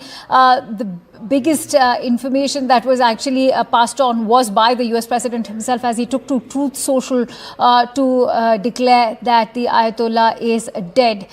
Is he using this as a leverage, as is being claimed by the Iranian media? We do not know. No official confirmation coming in from Iran. In fact, the Israeli side, also from Israel's foreign ministry, in fact, as far as the Iranian foreign ministry is concerned, that is actually negating the reports. Let me quickly bring in Sanjay Suri from Tel Aviv at the moment. We'll try and reconnect with Sanjay. He's currently stationed in Tel Aviv. Also, Siddhant will be joining us in just a bit. As far as the Indians are concerned, remember, thousands It is the continuing coverage here on CNN News 18 of a monumental event, the killing, the elimination of the fountainhead of terror all across the Middle East. The supreme leader of Iran, Ayatollah Ali Khamenei, has been eliminated. Here are the headlines that we're tracking this Sunday evening. Israeli Defense Forces released a video of a massive strike on the IRGC headquarters in Tehran, which allegedly killed not just the supreme leader Khamenei, but also top IRGC top brass, as well as 40 other commanders who were neutralized in less than a minute. That's the claim by the Israeli Defense Forces. Iran is not sitting idle. It is striking against civilian targets across the Middle East. It's targeted Dubai's iconic Burj Al Khalifa and Burj Al Arab hotels, along with the Dubai airport and the Jebel seaport. Star Indian shuttler PV Sindhu has a narrow escape at the Dubai airport.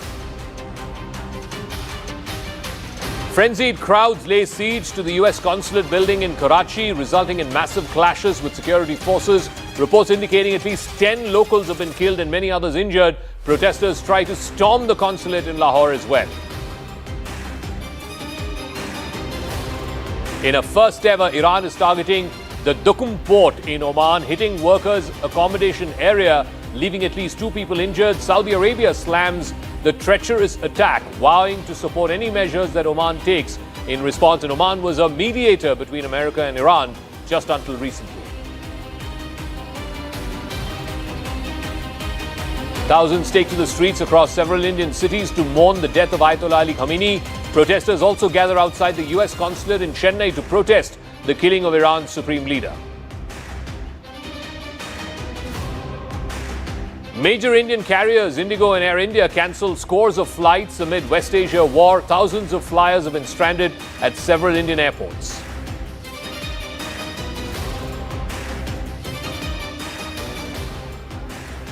The Middle East is in the grip of a full-scale regional war following the confirmed death of Iran's supreme leader Ayatollah Ali Khamenei in a joint US-Israeli strike on Tehran yesterday. The conflict has entered a volatile new phase. Israeli and American forces are currently executing Operation Epic Fury, targeting nuclear sites across Iran. In a massive retaliation, Tehran has launched waves of ballistic missiles as well as drones, both at Tel Aviv and also at American bases throughout the Gulf. Ayatollah Arafi has been now named as the interim leader of Iran. He will now oversee until such time the Guardian Council and the Assembly of Experts appoints the next supreme leader of Iran. In Pakistan, at least 9 people have been killed and dozens injured after pro-Iran mobs stormed the US consulate building in Karachi. I want to go straight across to Sanjay Suri, who's joining us live from Tel Aviv. What's the latest there? I believe over the last 12 hours, multiple rounds of air raid warnings, air raid sirens going off, people being asked to take shelter in bomb shelters. What is happening there right now? We also believe that the Israeli cabinet met earlier today and congratulated Prime Minister Netanyahu. What is the latest there in Tel Aviv? Well, a siren sounded just a minute ago, and a new air raid warning is underway as we are speaking now, and this has been continuing, and people are taking this very seriously. Tel Aviv was hit by an Iranian missile last night. A building was destroyed substantially in Tel Aviv. Many people were injured. 1 person was killed. And so people have been advised to take these precautions very seriously indeed. And this is still only day 2 of this. This is certain to continue because the Iranians are stepping up their attacks. A new administration system is in place already in Iran, and a council is taking over. We have an interim leader who has been named, and very clearly that is not an establishment that's buckling under as Trump has demanded. He has demanded a surrender or warned that people will simply be killed. Sanjay, I'm really sorry to interrupt, but I want to go across to the Israeli ambassador to India, Reuven Azar, who's now joining us. Thank you very much, Ambassador, for joining us here on CNN News 18. What is your, and congratulations first of all, because it's a phenomenal achievement that America and Israel have made by eliminating a man who has threatened your country for the last 40 years. What is your assessment as you see things as they stand at this hour? Are we entering further escalation because Iran is retaliating, or are we now beginning to see the phase of stabilization? Zach, I think that we are in the midst of the operation. As Prime Minister Netanyahu said yesterday night, We are going to hit thousands of Iranian's regime military targets. We have just begun. We want to make sure, together with our American friends who are leading this operation, that the weapons of mass destruction of Iran, the nuclear atomic program, the nuclear threat, and also the ballistic missile threat are neutralized completely. There are many other military targets we want to hit.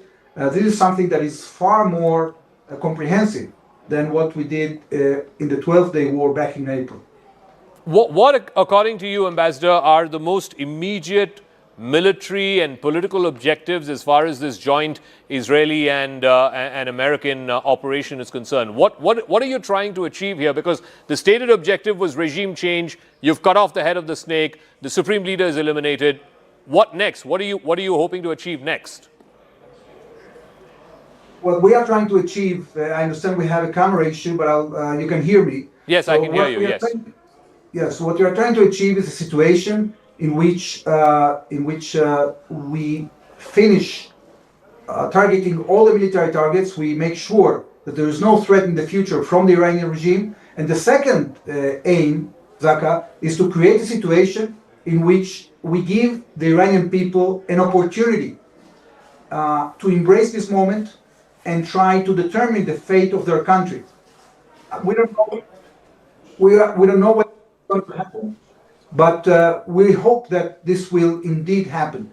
If it doesn't happen, we'll have to continue dealing with this regime. But if it happens, it will give a huge hope for a much more stable and prosperous West Asia in the future.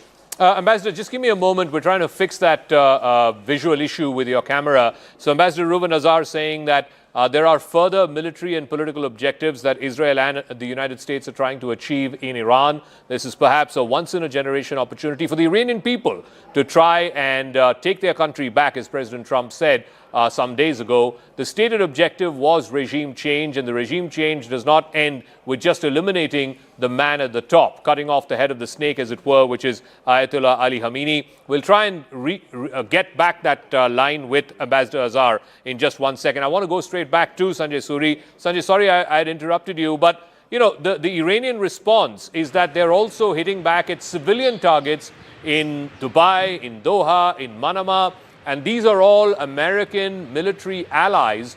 How concerned are they at this stage, given what we're seeing, these retaliatory strikes? Well, they are seriously concerned because the strikes that have been launched by Iran have really hit at their gut, that is the economy.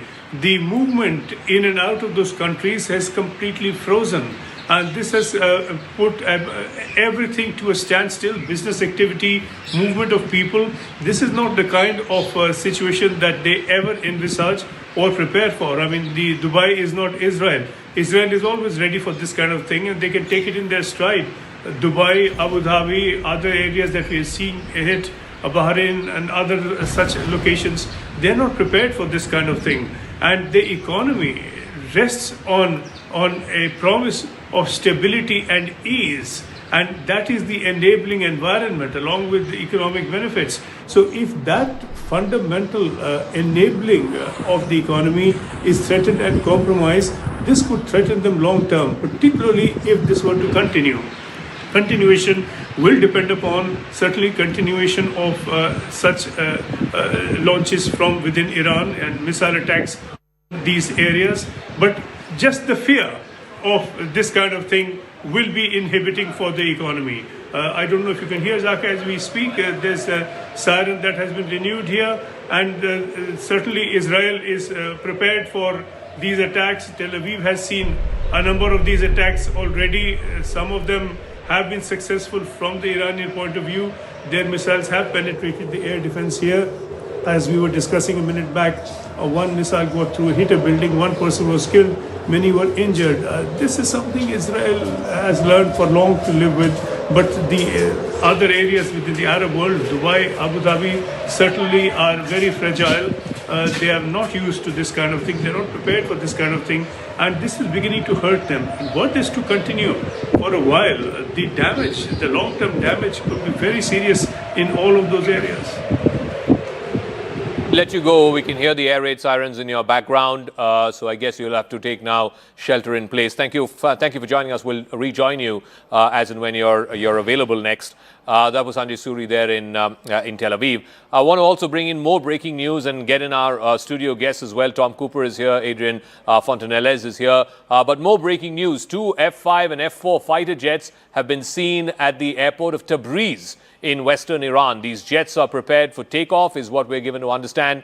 The strike was conducted to degrade the Iranian Air Force's activities to further expand the degradation of their aerial defense systems.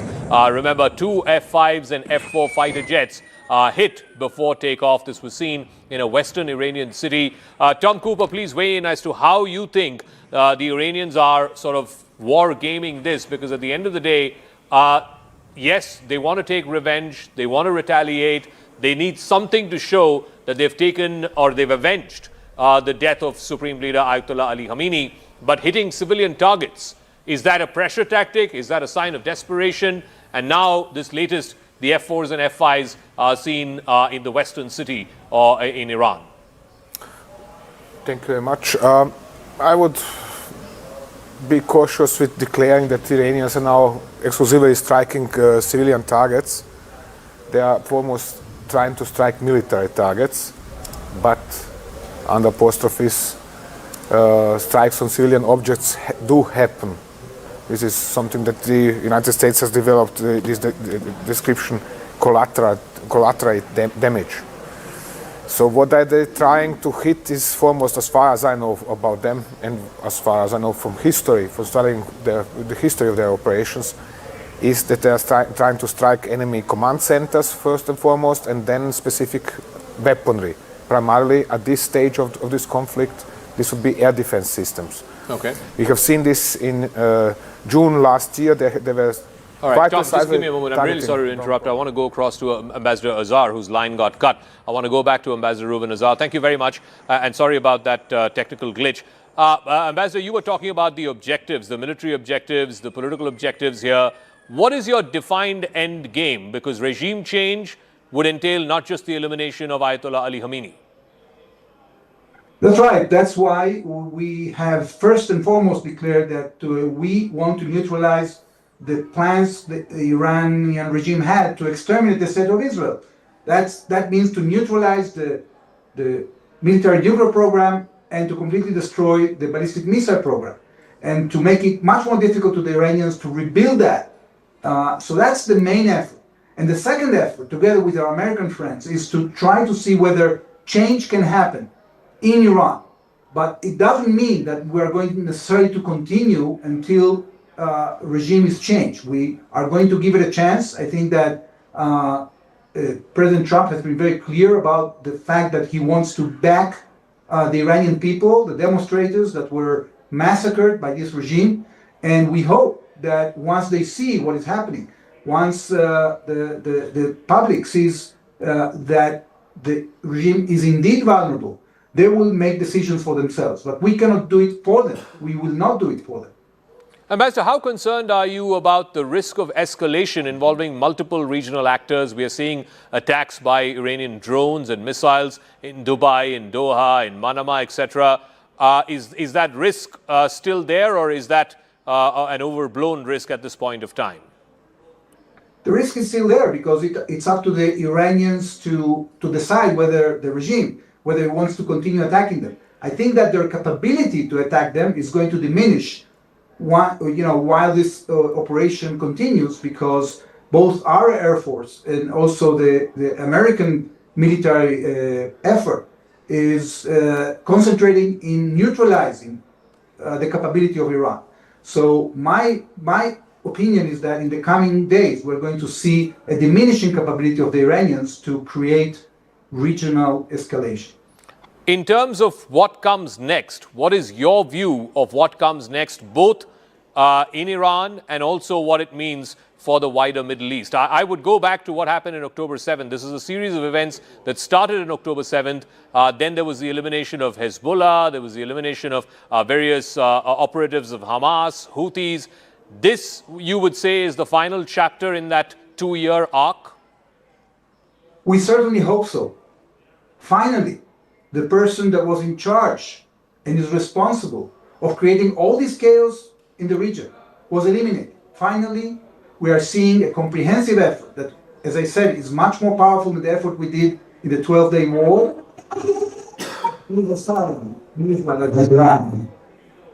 We are All right, we'll leave it at that. Thank you very much, Ambassador Azhar, for joining us. Ambassador Reuven Azhar, Israeli ambassador to India there, giving us his thoughts and perspective, speaking to us here on CNN News 18. Thank you. All right, I also want to bring in our other guests who are joining us. Tom Cooper and Adrian are here in our studios. Avishag Avinom is a former media coordinator.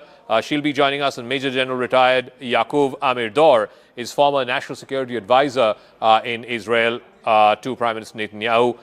Major General Yaakov, you heard what the ambassador had to say. Is the end game here now nearing completion with the elimination of the supreme leader?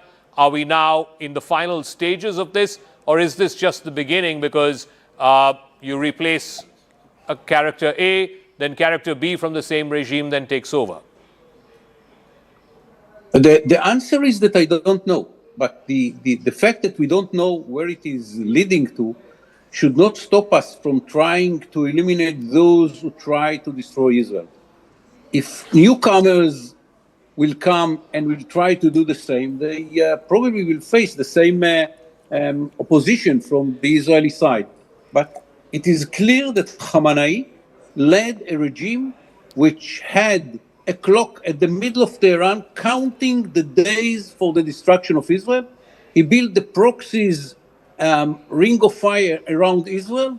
He had a plan to manufacture nuclear military capability, and he did manufacture thousands of ballistic missiles that now are hitting Tel Aviv. So with all due respect to the question, what will happen next, it's very important, it's very interesting. But from our point of view, first of all, we have to eliminate those who try to destroy Israel.